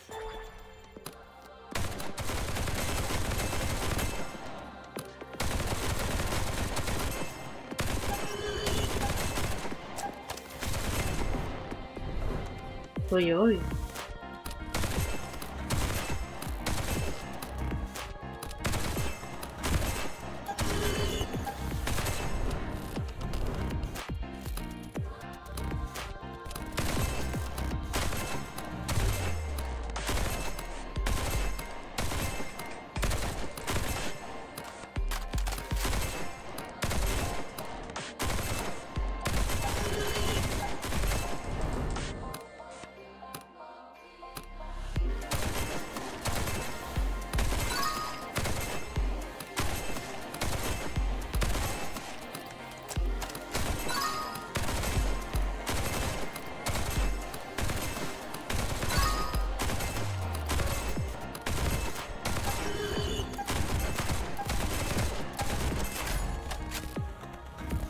Oi.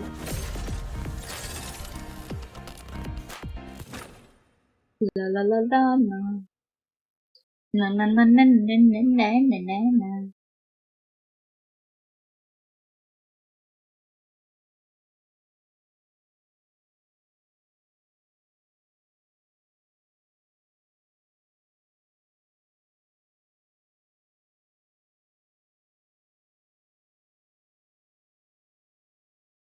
I just got an alert about freezing rain.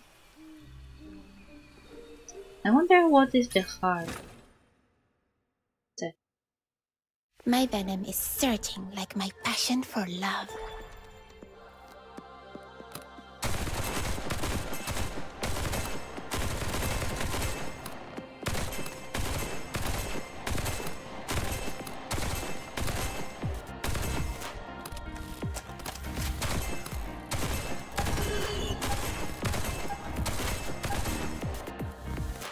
Wow.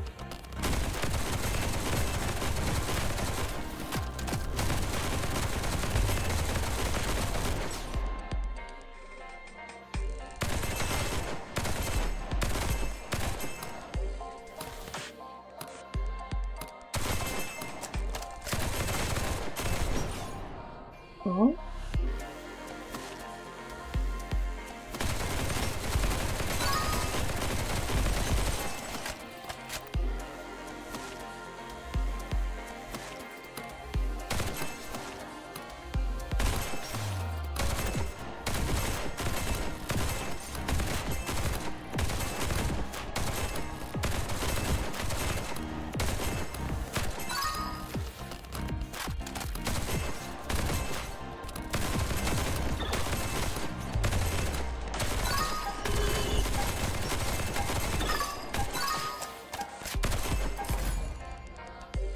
Wow. Almost lost the points because of how it was moving. That is actually fun. A bit.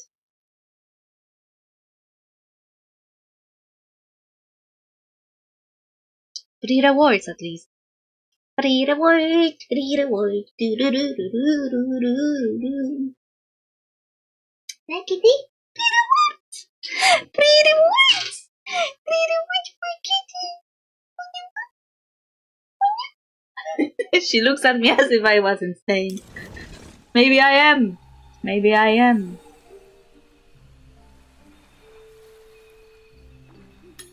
Reward progress. Nyoch nyoch. Nyoch nyoch.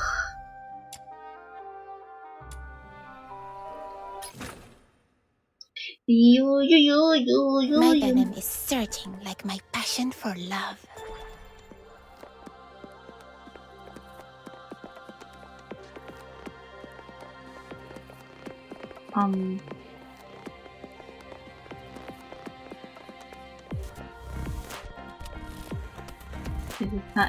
This is the different type of child. Oh.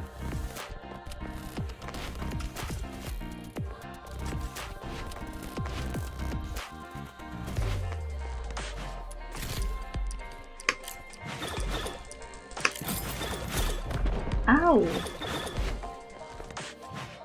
Can I kill them? No, I can't.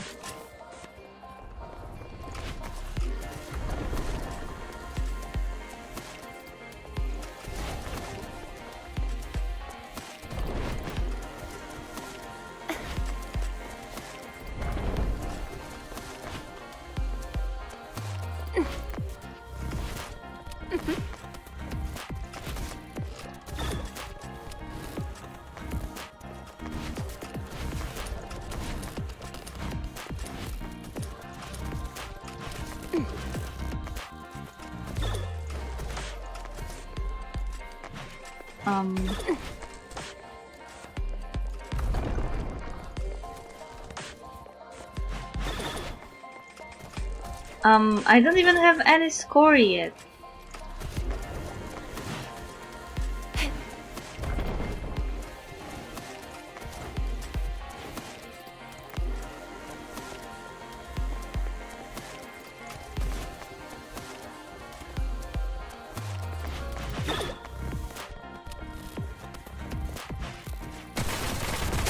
Ah, I can kill them.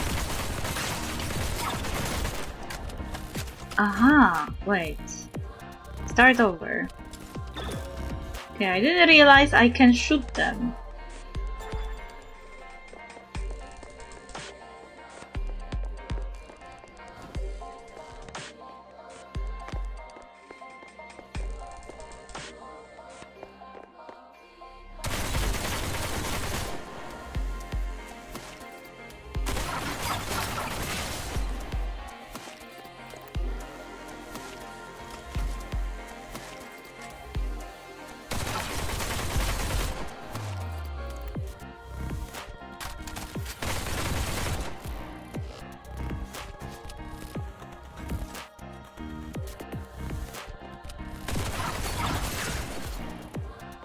So you have to kill them to get points.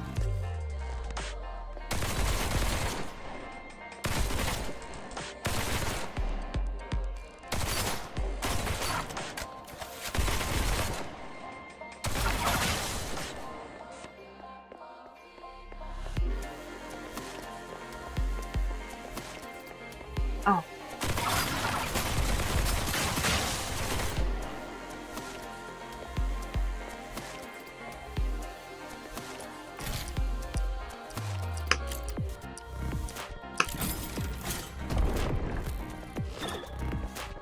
I was hit.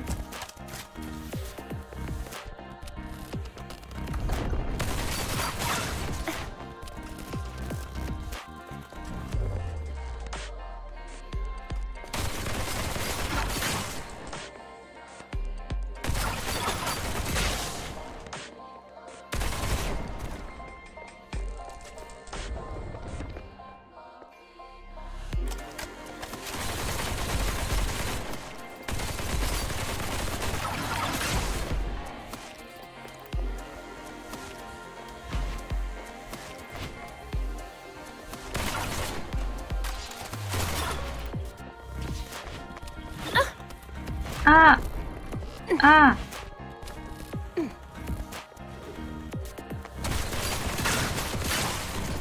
Oh. Annoying.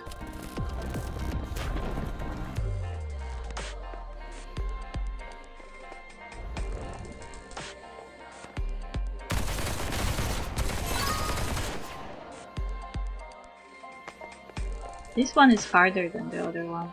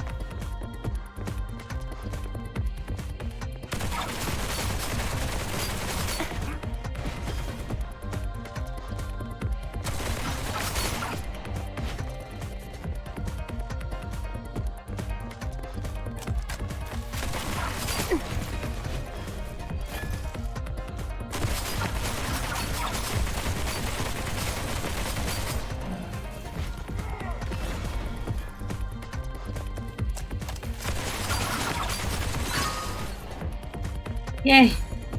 That was longer than the other one.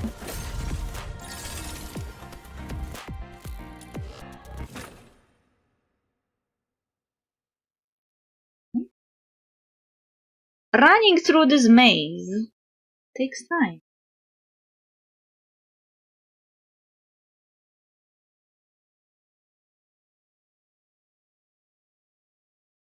I need to remember to do it later.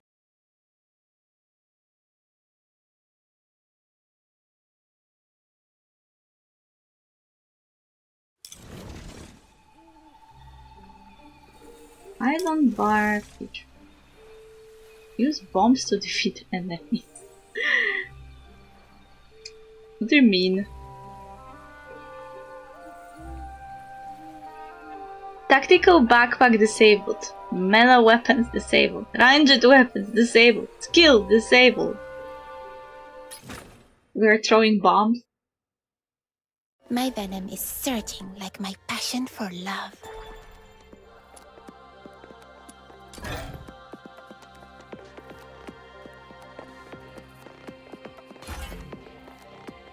Aha, okay. LOL.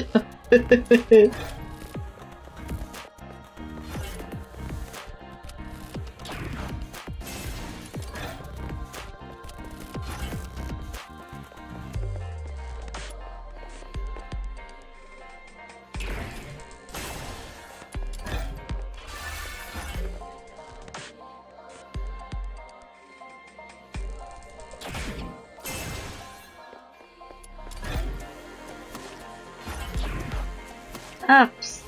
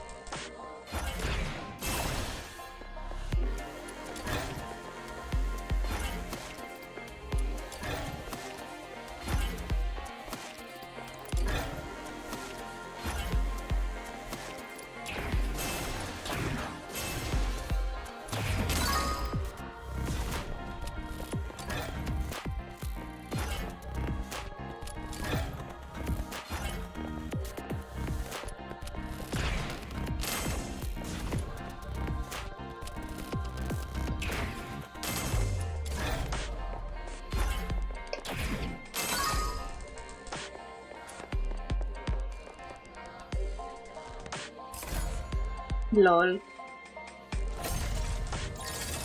That was something. Launch bombs at your enemy.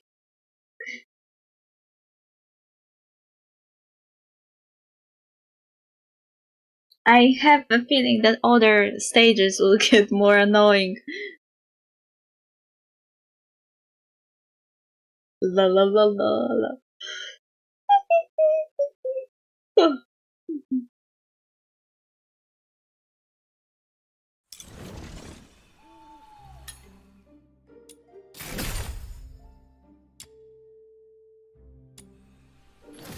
Okay,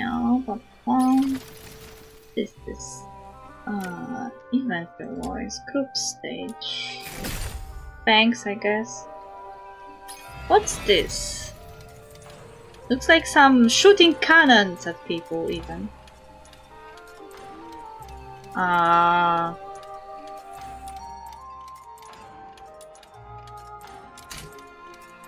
Start challenge? You can gun people down in this game? My venom is surging like my passion for love.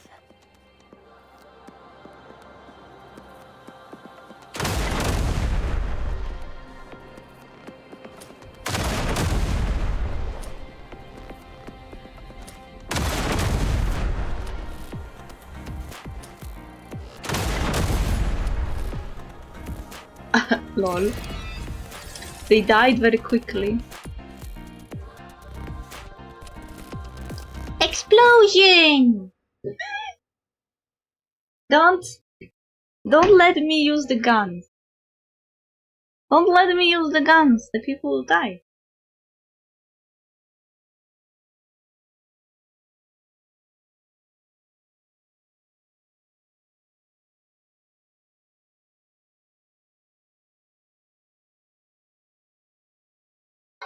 Again, window? Aren't you bored on window TV?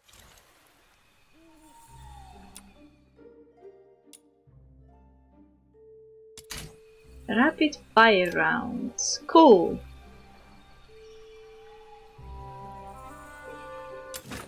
Now we can shoot both. My venom is surging like my passion for love.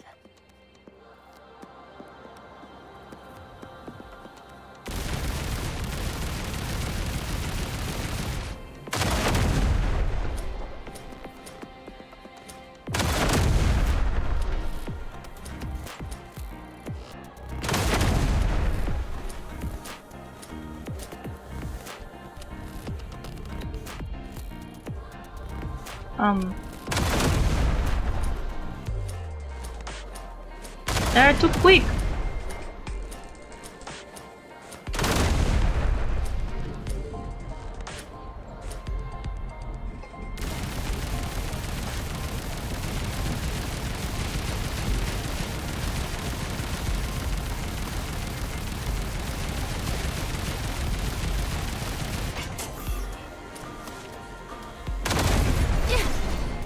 Wait, what?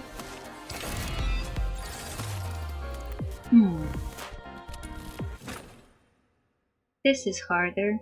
My venom is surging like my passion for love.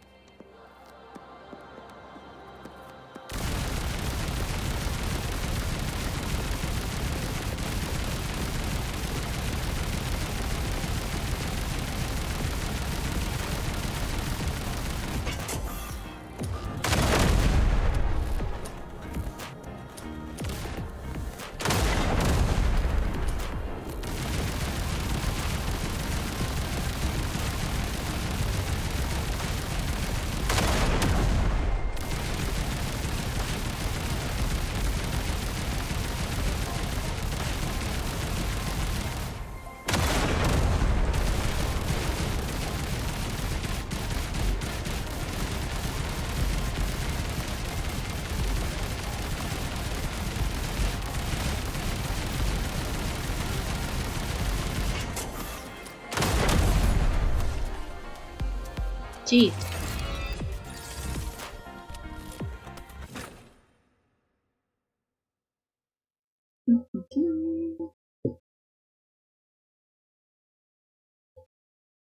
Am I not? What I am even doing? I am shooting for points and rewards. I don't know what the half of the rewards do, to be honest.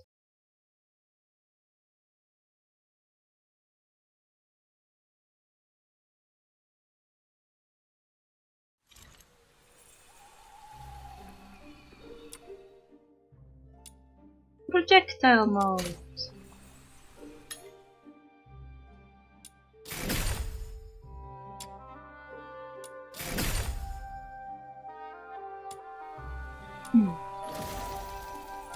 My venom is surging like my passion for love. My venom is surging like my passion for love.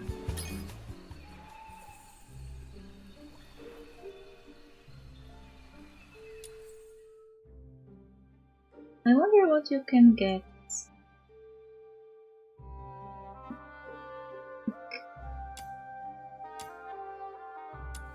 Is it even worth it to try this?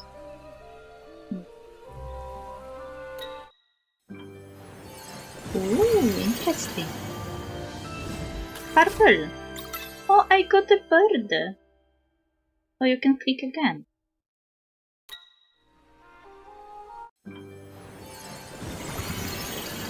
That's quick. Ooh, nice.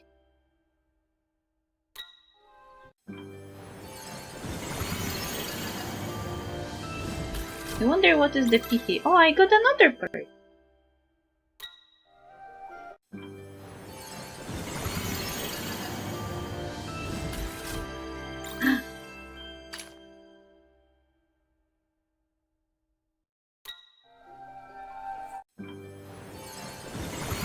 Gold!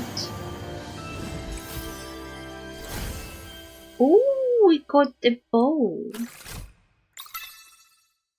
Gold tier item is guaranteed within 85. I think we got it after like 50 or something, 60.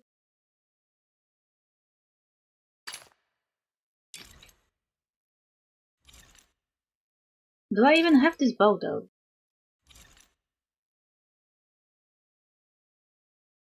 I was just trying to waste my useless thingy.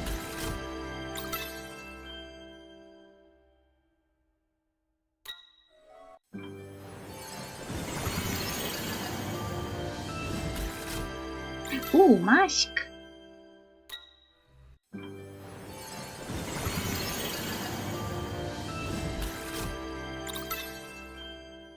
Huh.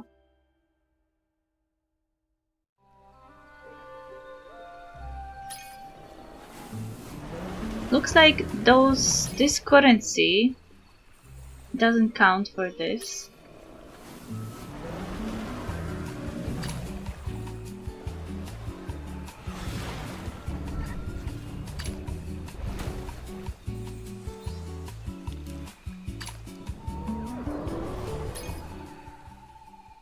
So I got the bow.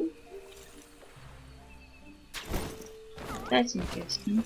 Are you inviting me on a date?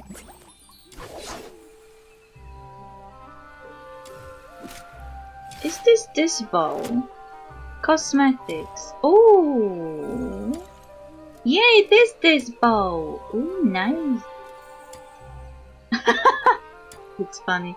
And you can change colors.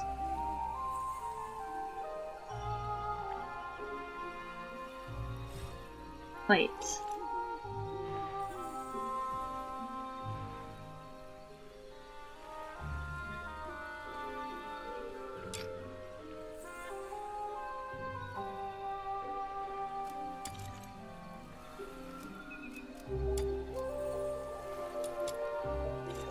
Equip skin.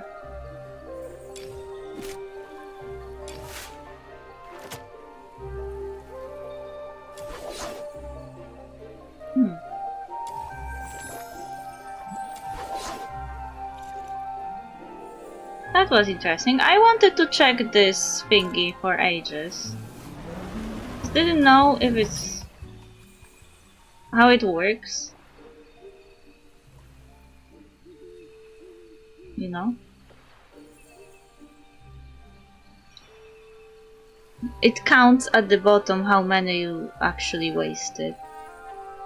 So if it says 85, then last time I only needed like 40 for it to come out. And you can get those from shop. And those you can a rare currency. This currency you can buy. But this you can you can switch the paid currency for those. I wonder why this currency is only here, but not here. Shop. Oh. Okay, that makes sense. Shop. Cancel.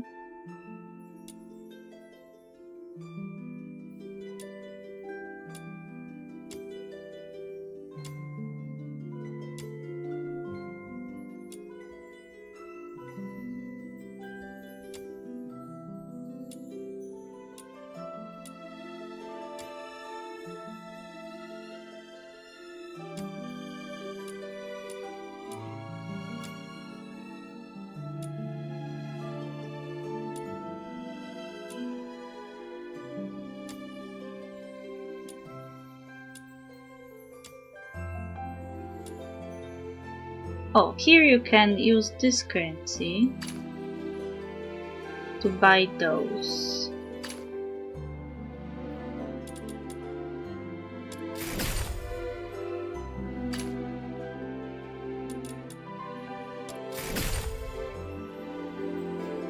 You can also use this currency to buy those. Weapon track shift module. What does it do? Adjust weapon damage wedge slot track. Aha. So this is also important. You can buy a black dye from here, and you can buy some other stuff. Limited stock. Feathers. Are you inviting me on a date? Cosmetics. Huh. Aww. So funny. Red bow doesn't suit her, but you can recolor them, I think. Why not?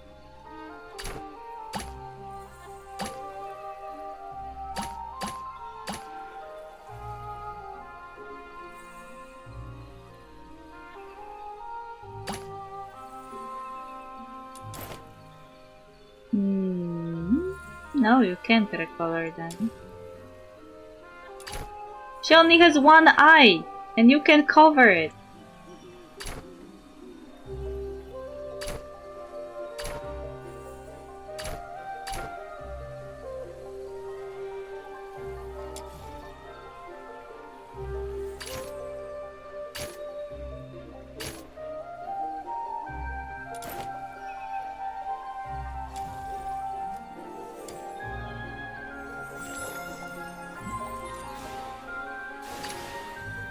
The world outside Purgatorio Island defies all accounts. More expansive, yet more brutal. This cannot be its true destiny. That's why a change must be made.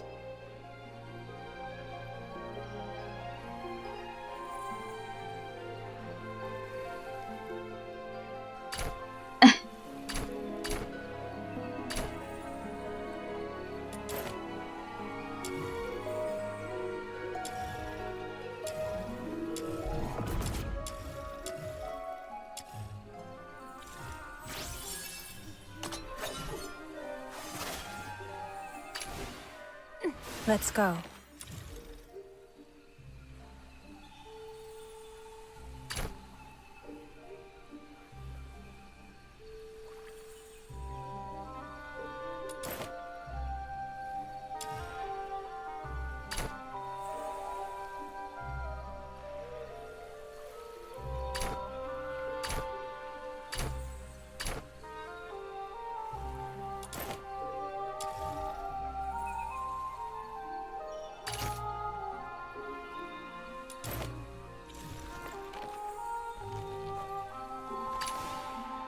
Where are the sinners?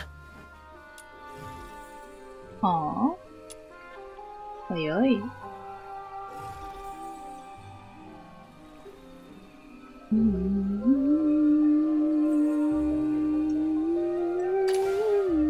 Are you taking me out to play? Pinky promise, no backsies. No backsies.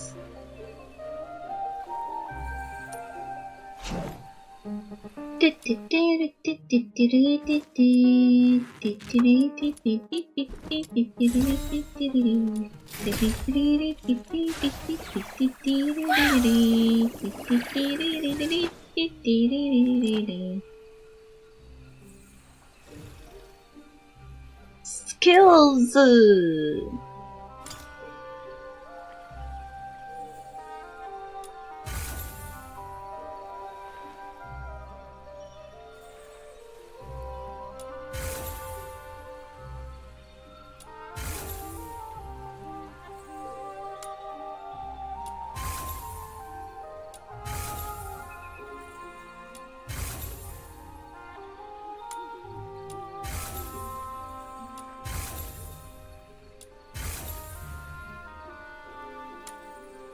Ooh. Ooh. Yoy. Yoy. Yoy. Oh, at least she got leveled up to 40. Most of my support. Gilbert! Wakey wakey! Gilbert! Wakey wakey! Wakey wakey, Gilbert. Wakey wakey. Wakey wakey. Are you inviting me on a date?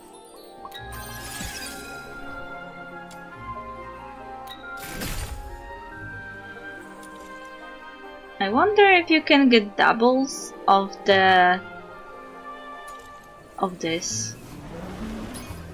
Like, I got one reward from...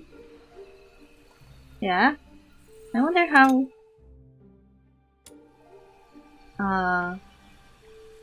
how many of those would be taken to fill for 2 of those?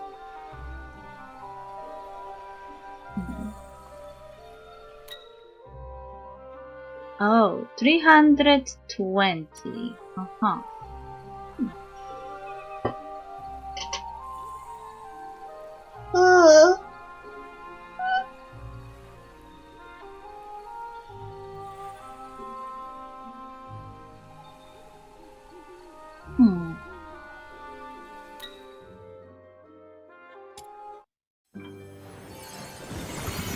Purple. So you can get again. I don't think I have enough for 10. If 220 was 2, then 180 is 1. Then you need to have at least 1,800 for 10. Are you inviting me on a... So doubles get turned into the currency. Cool. I wanted to try it for a while.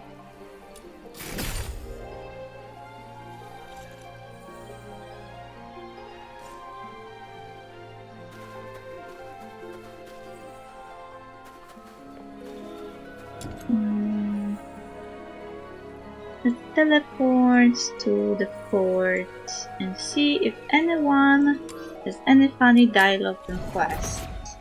I am hungry actually.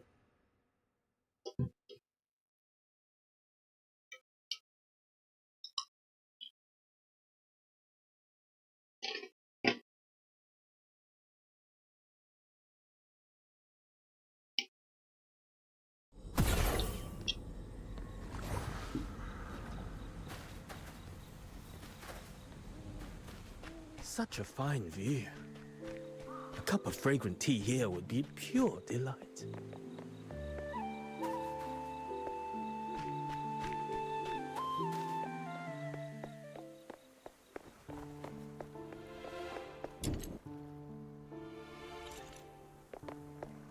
There is some shop here.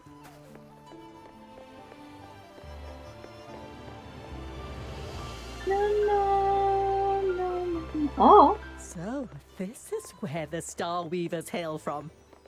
Huaxu really does live up to its... Snow, what are you doing?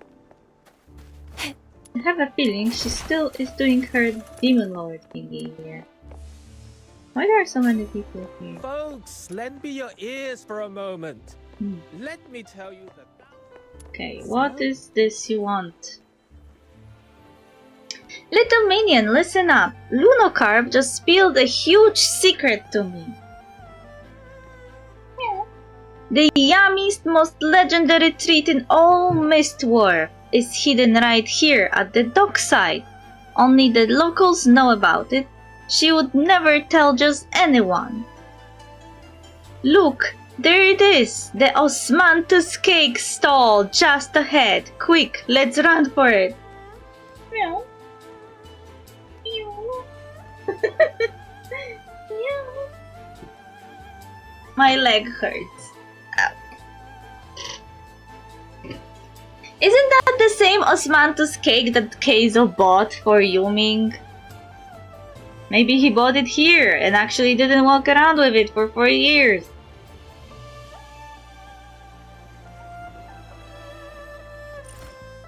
Accept the quest. Where the Osmanthus bloomed. Jesus Christ. A few Osmanthus cakes, please. They're my wife's favorite. When? Over here! No, don't run! Wait up! Can I have this one? Huh? Osmanthus cake? You promised not to beg for snacks this time. That's the only reason I took you out. I didn't! I only asked for honey rice cake once today. Rice cake is already heavy, and now you want Osmanthus cake? You'll be too stuffed for dinner. Mom will scold you, and if your belly aches at night, don't come crying to me. Wait. If your belly aches at night, don't come crying to me. I don't care. If I don't get Osmanthus cake today, I'm not going home. Mom will get mad, and then you will be the one in trouble. What a blackmail. Fine, you win. 1 Osmanthus cake, please. Coming right up. Sir, could we maybe just get half a portion or a third? I don't think I've enough points.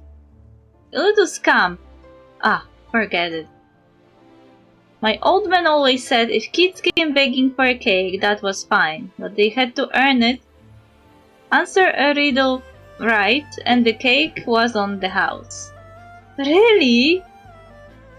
What should I lie to a couple of kids for? Wait, what would I lie to a couple of kids? Let's thank this kind Sir Wu.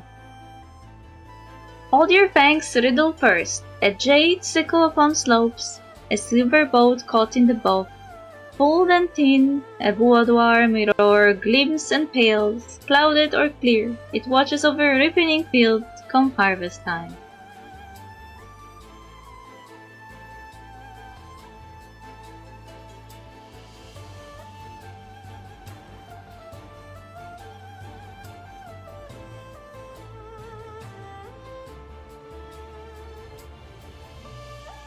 The moon. The answer is... I know, it's the moon! Seems the old man made that one too easy. Here you go. Split it fair, no fighting over it. Yay, Osmanthus cake time!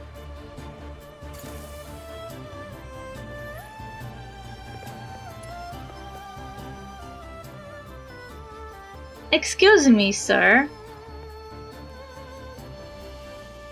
Oh, a traveler from afar, picking up some local sweets for the little one here. Yeah, I am not the little one. You're standing before the demon king of light, future ruler of the world.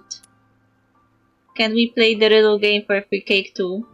Those 2 kids earlier seem to get a special deal.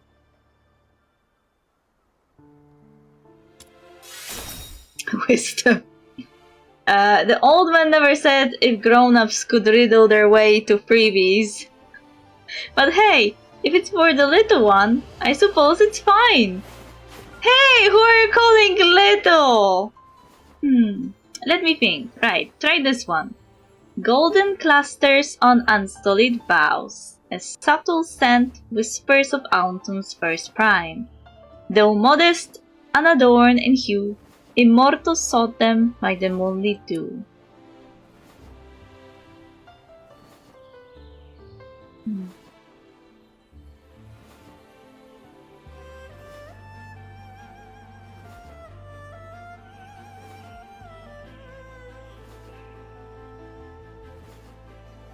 Hmm.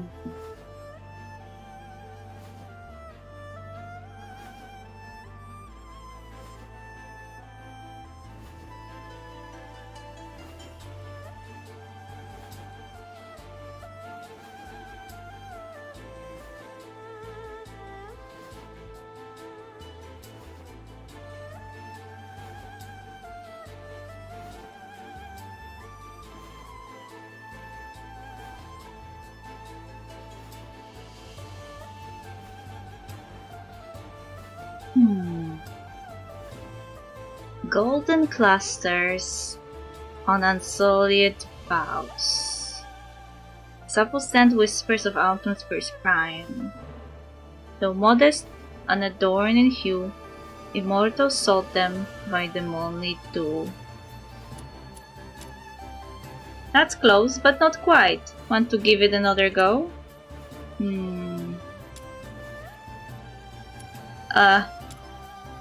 That's it, osmanthus it is, just like the cake's name. Fresh from the steamer, here you are. Hey, he gave me 3 chances. Still, don't know what the old man was thinking. Running a little stall like this, giving out free cakes to anyone who cracks a riddle. Keep that up and he will burn through his retirement money in no time. So, you don't agree with it? Oh, don't get me wrong. If they say it's free for a right answer, then it's free. You see a kid staring droll on their chin and wiping it off on their sleeve, who would have the heart to turn them away? Kids don't eat much anyway. What's a single cake? Truth is, I used to wander these streets with no home to return to. It was that same craving for osmanthus cake that caught the old man's eye. He took me in, made me his apprentice. I would rather not think where I would have ended up if he hadn't. Ah, listen to me rambling. Anyway, I've always wondered why he ever made that rule of riddles for a cake. But he never said, and I never asked. The stall, the recipe, the customers, they were all his, and he handed them down to a stray like me. That's more than I ever deserved. Sounds like you're complaining, but really you're quite fond of him, aren't you? Haha, you have seen through me. He gave me a roof, filled my bowl, taught me everything I know. I've long seen him a father, but he won't let me call him that. Insists on Shifu instead. There is no repaying a debt like that. All I can do is look after him and see that he spends his days in peace. Oi, Lee, busy as ever, I see. Uncle Zhao, what brings you by? First batch just came out. Fancy a bit of osmanthus cake? Nah, don't fast. See to your customers. Just tell your old man to drop in like he promised. Said he would come by for a drink, but I've been waiting ages. If he doesn't show soon, there will be no good wine left for him. That's odd. The old man is never late for anything. Always turns up early, cane in hand, ready to whack me if I am even a minute behind. No, something is wrong. I'm closing the stall for the day. I need to go look for him. Uncle Zhao, head home for now. I will let you know the moment I find him. Huh? There's been loads of sable bee roaming about lately. Could he have run into... Gah! No, jinxing it. Pooh! Sir, let us come with you. Think of it as thanks for the cake. That would be a real help. I've a few places in mind where he might have gone. Come along.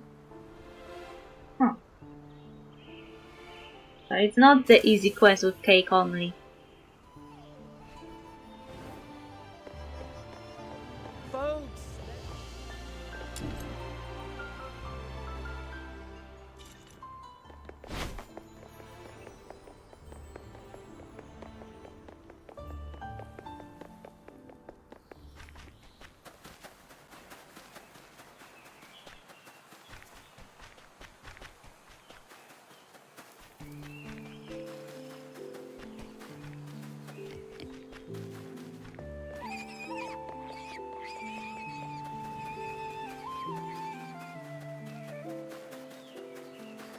What's there?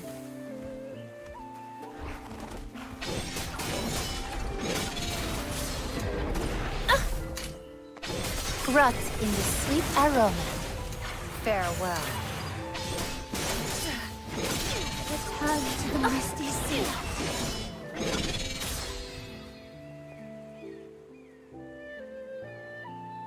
Why are the kids attacked? Yuming! Justice demands retribution! It's you, my thanks for your aid. Yuming! I am meeting the gays today! First Keizo, now Yuming. Shifu, what happened? How did you get cornered by Sable Bien? Are you hurt? No need to fuss. These old bones still hold up well enough. The little ones were badly shaken though. Luckily, I was close by, only just managed to shield them a moment later and... You two scamps! What are you doing out here in the wild? You should be at home. You know these children? Met them at the dock. They solved the riddle and earned themselves one of our osmanthus cakes. I'm sorry, I didn't want to be scolded for coming home late, so I took my little brother down the shortcut. It's not your fault when I was caught up playing and didn't realize how late it had gotten. Let's not linger here. Juan, take these two home at once, will you? Understood. You head back soon as well. And don't forget to let Uncle Zhao know you're safe. Thanks again, everyone. I'll be off now. My thanks to you, Magistrate, and to you too, heroes from foreign lands as well. Without your help, these old bones might not have been enough to keep those boys safe. Only fulfilling my duty. No need for thanks. This gay man is here! Remember how Keizo was in some area where he thought he could meet him because there was like an outbreak? And here he is, but in different place completely. Forgive my boldness, perhaps these failing eyes deceive me, but tell me, sir, have I seen you before at my stall? With your younger brother, perhaps? Ooh, wait.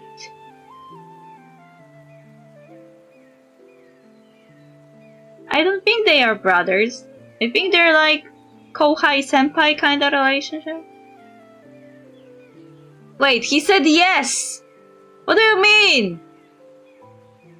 I thought so, no wonder you seemed familiar. You were the elder one, and your little brother. Quite a handful, just like those two boys earlier. Wait, are they killing my yaoi with brotherhood? Keizo never said anything about them being brothers. More like brothers, like in a sense that you are going to the same martial arts school. This is how I understood Keizo when he was talking about Yuming before. They were going to the same... Like they were... Like... students under the same teacher, and the one was elder student and the other was younger student, you know? A bit of a handful. Could it be Keizo? Wisdom. Not by blood. We trained under the same Shifu, nothing more. See? Told you! I got scared for 5 seconds here.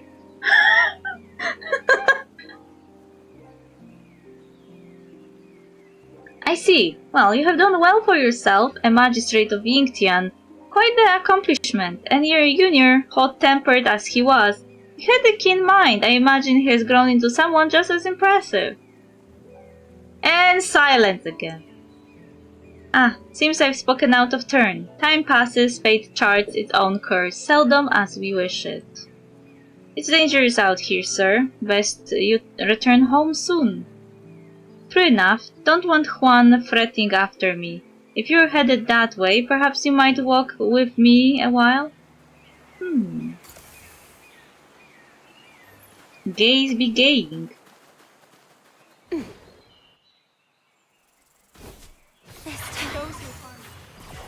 Hey! Hey! Calm down! Stop killing the wildlife! Return. Leave it! Did you see them? They're killing the poor innocent animals. I know that they're mobs, but they're not attacking us. You are the one attacking them. Thank you again. Things haven't been peaceful around here of late. There used to be a grove of osmanthus trees out that way. Well, not a grove really, just a handful of trees growing close together. But when they bloomed, their scent drifted clear across the hills. Beneath those trees stood a tiny village. Village might be too grand a word, just a handful of scattered homes. A modest plot of land nearby, just enough to keep those families fed. It was quiet, far from Huaxu, with little for the children to do. I set them gathering osmanthus blossoms, made cakes with them, shared them round. I would throw in a riddle or two for fun, just to keep their wits sharp. The one best at solving them was my son. One was a bright boy. I never asked much, only that he grow up safe, and maybe take on this little trade of mine one day. You mean? Juan revered the magistrates. One day he insisted on watching an arrest, said he wanted to see justice done. He was caught in the chaos, and never made it home. Decades have passed, the villagers I once knew are long gone, and the ones who came after never knew my name. Today I'm just the man who sells osmanthus cake. I didn't want to leave, but with no kin left and no one to turn to, I couldn't stay in that place forever, so I came to the city selling steamed cakes by the dock, took in a little orphan, and gave him my son's name. I raised him as my own, yet when he calls me dad, it still tears at me. When that pain grows too heavy, I find myself walking back here. From this hill, looking down, it's as though the village were still there. Child, do you remember the riddle I gave you that first time you brought your shidi to buy osmanthus cake? Shidi. The wind sighs, the rain sighs too, where osmanthus falls, autumn returns anew. A lonely shadow drifts at the prow. Quite the memory you have. You couldn't solve it back then, because it wasn't really a riddle. It was something an old man murmured to himself. All these years my son is gone, but I have an apprentice. My old friends are gone, yet I found new ones to drink with. Only that little village beneath those osmanthus trees never returned. You're still young. Those you cherish are still around, and a home still awaits your return. Don't end up like me. Wow! Okay, the game is very heavy-handed with stop running stop running away from Keizo, man. Basically. This is far enough. I can walk the rest on my own. Thank you again, all of you. Is it really a coincidence that I got two quests with one with Keizo and one with Yuming? We actually know where Keizo is, Yuming. You can go there. He's just lying in the grass, sleeping. Yuming, I didn't expect to see you again. Here of all places. After we parted at Crowsong Hollow, Keizo asked me to pass on a message. I already know what's in his heart, but I cannot answer that wish. Thank you both, all the same. Wow! Stop being angsty! Hey, come on now! Weren't you too cheek as thieves? You bought osmanthus cake together. Whatever happened, can't you just talk it out? Some seek to return home, only to find it gone. Some still have a home, yet can never return. What lies between us cannot be set right with a few words. Now I serve as the magistrate of Yingtian, and he a drifter. Our paths lie worlds apart. Why does it sound like fucking Romeo and Juliet? Still, I thank you both. Forgive me for letting you down. I don't really get it. Sounds super deep and mysterious, but if you have made up your mind, then my little minion and I won't press you. Then we'll be off. Take care of yourself, alright? Don't overdo it. Shishong, no one back at the Outer Peaks blames you. Why are you so damn stubborn? Fine then, if that's how it has to be, I'll fight you to the ground and drag you back myself. That's gay.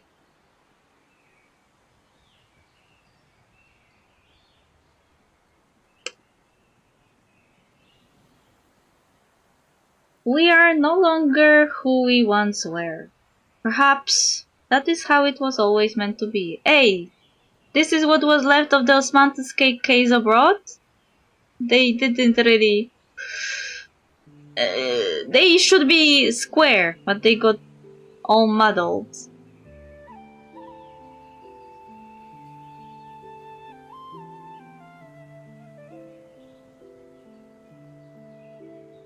Those you cherish are still around, and a home still awaits your return. Just wishful thinking. He's just being angsty out here. He's just being angsty, basically. Why'd I have to suffer? Angsty gay.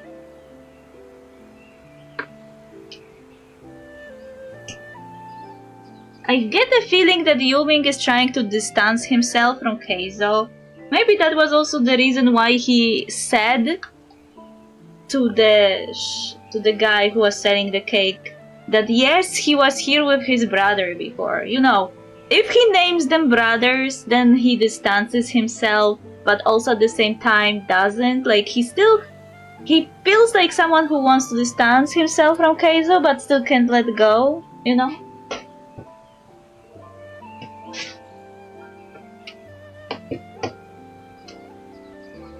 But I already know that people online, when this ship will sail, will start saying, "He called him his brother, how dare you, you incest sippers!"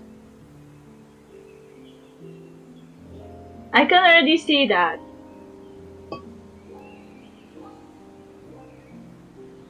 They won't consider the implication that he may have been saying brother for the reasons other than trying to set how he views Keizo, and more like,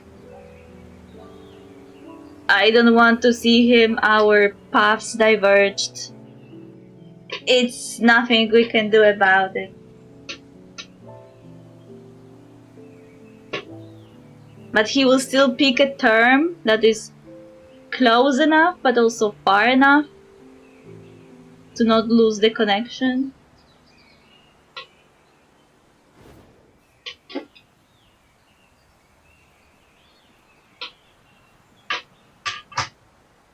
Depends how you conceptualize the idea of brother.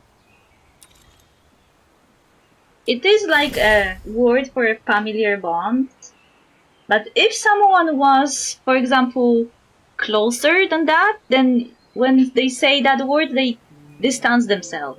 You know, imagine you were a lover with someone, and then after you broke up, they called you your sibling.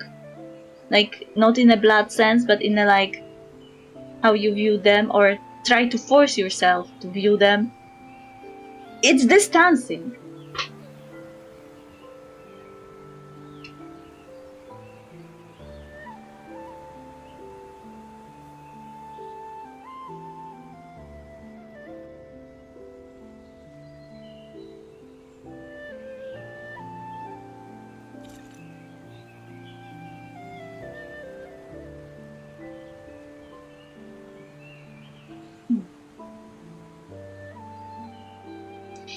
Anyway, I have work in a moment, and I don't know if I want to look for more quests. I should probably.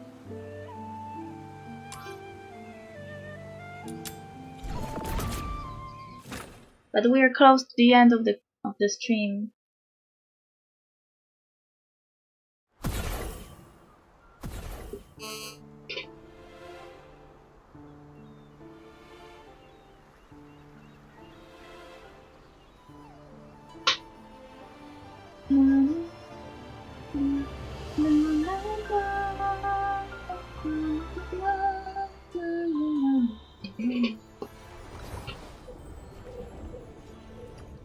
There's so many people here.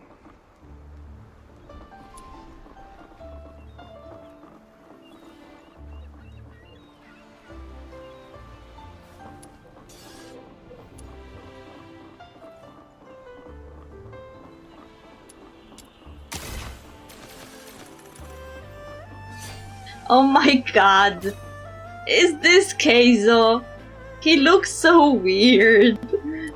He looks like he walked straight from a Korean drama. Like, you know, Demon Hunters or something. In those clothes. Seriously. Someone put him back in his weird clothes.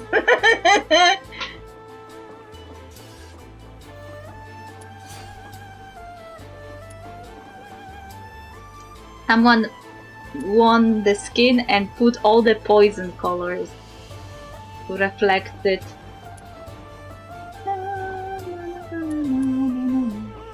Abigail, Mr. Shrimpy Uwu.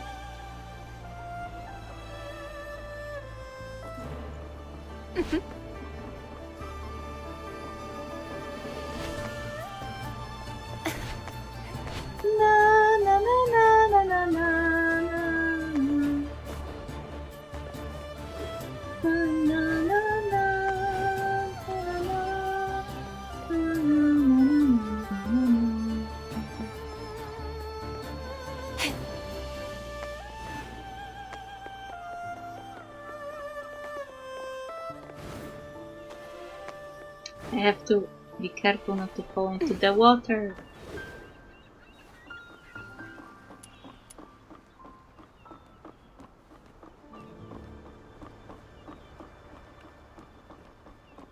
The foreman was in a good mood yesterday. He even slipped us a little bonus. Ramon. Hey there, I'm Ramon. You don't look local. A man suspiciously friendly calls out to you. After a quick look around, you realize he really is talking to you. His unsolicited friendliness puts you slightly on edge.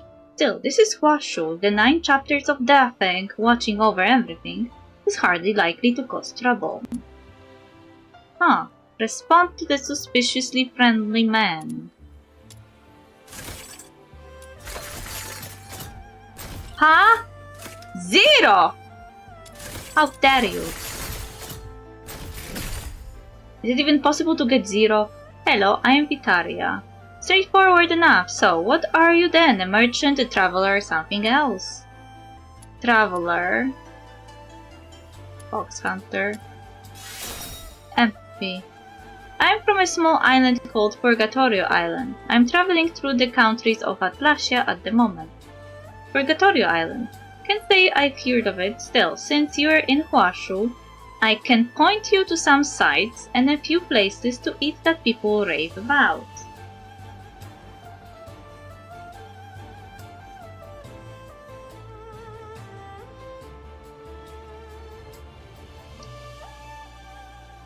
What is it? What's in it for you?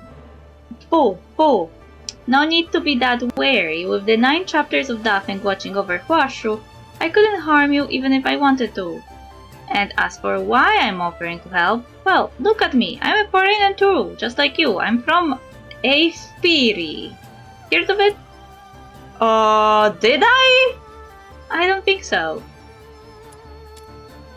Never heard of it.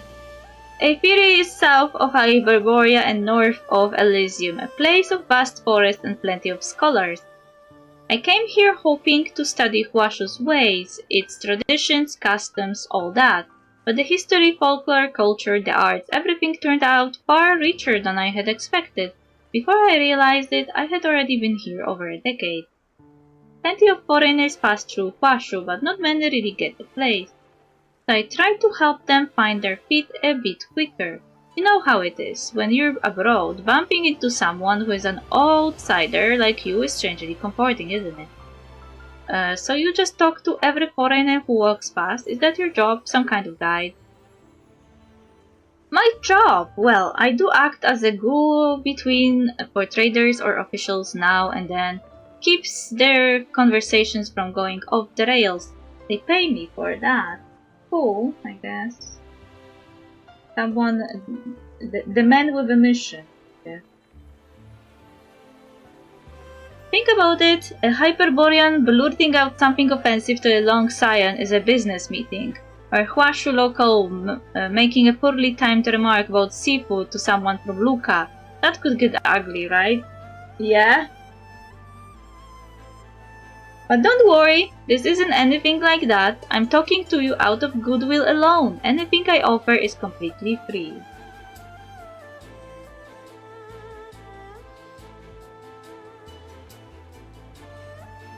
Sorry, I do believe you, I just don't really understand why you would go this far.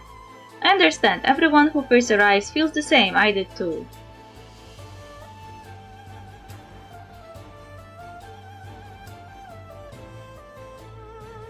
But once you actually start speaking to people here, you notice something unique, a sort of openness. Because of the 9 chapters of Dafeng, people in Huaxu have this instinctive warmth and trust towards strangers. Really?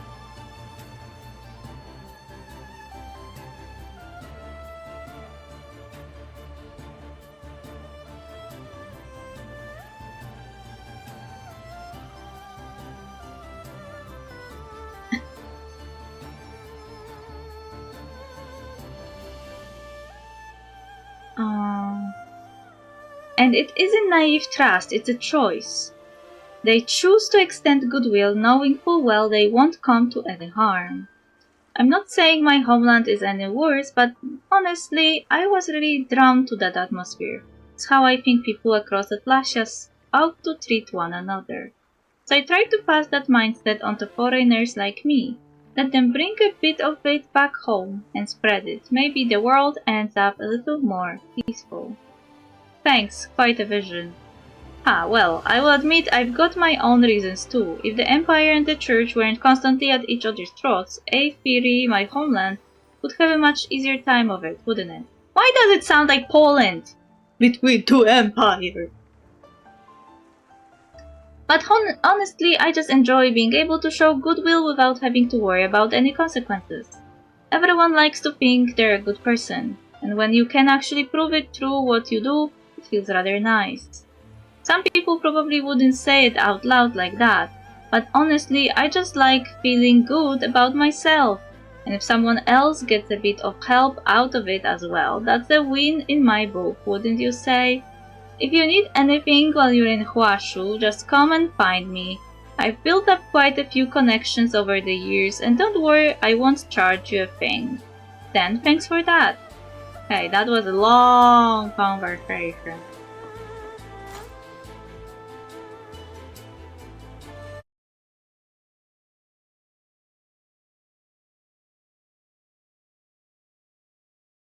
I am hungry today. What do I eat today? I think eggs?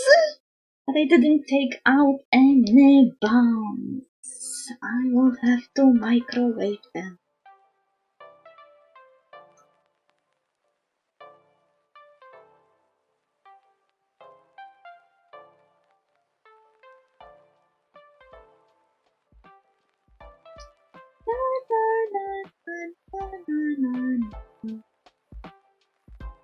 Okay, let's see what I can arrange today.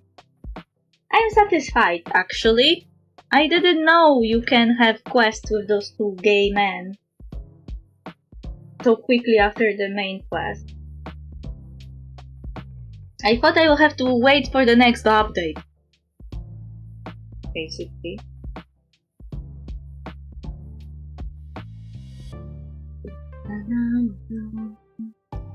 What do you want, kitty? Food? Food you want, I know.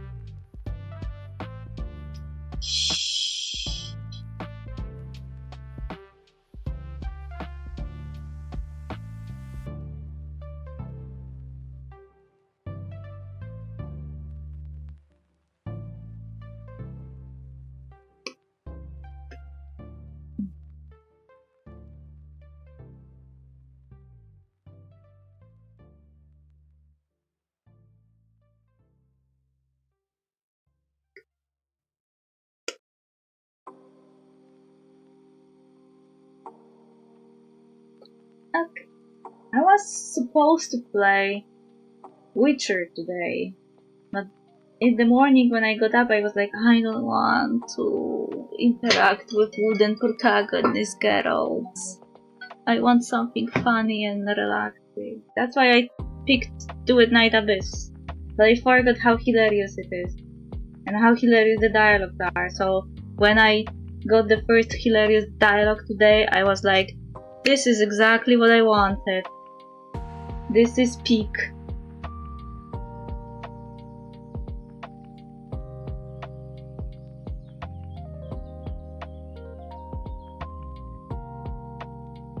Anyway, I hope you enjoyed the stream, even though it got laggy a bit at the start. It turned out that my cable from the internet got loose. It's broken and it basically sometimes needs to be adjusted.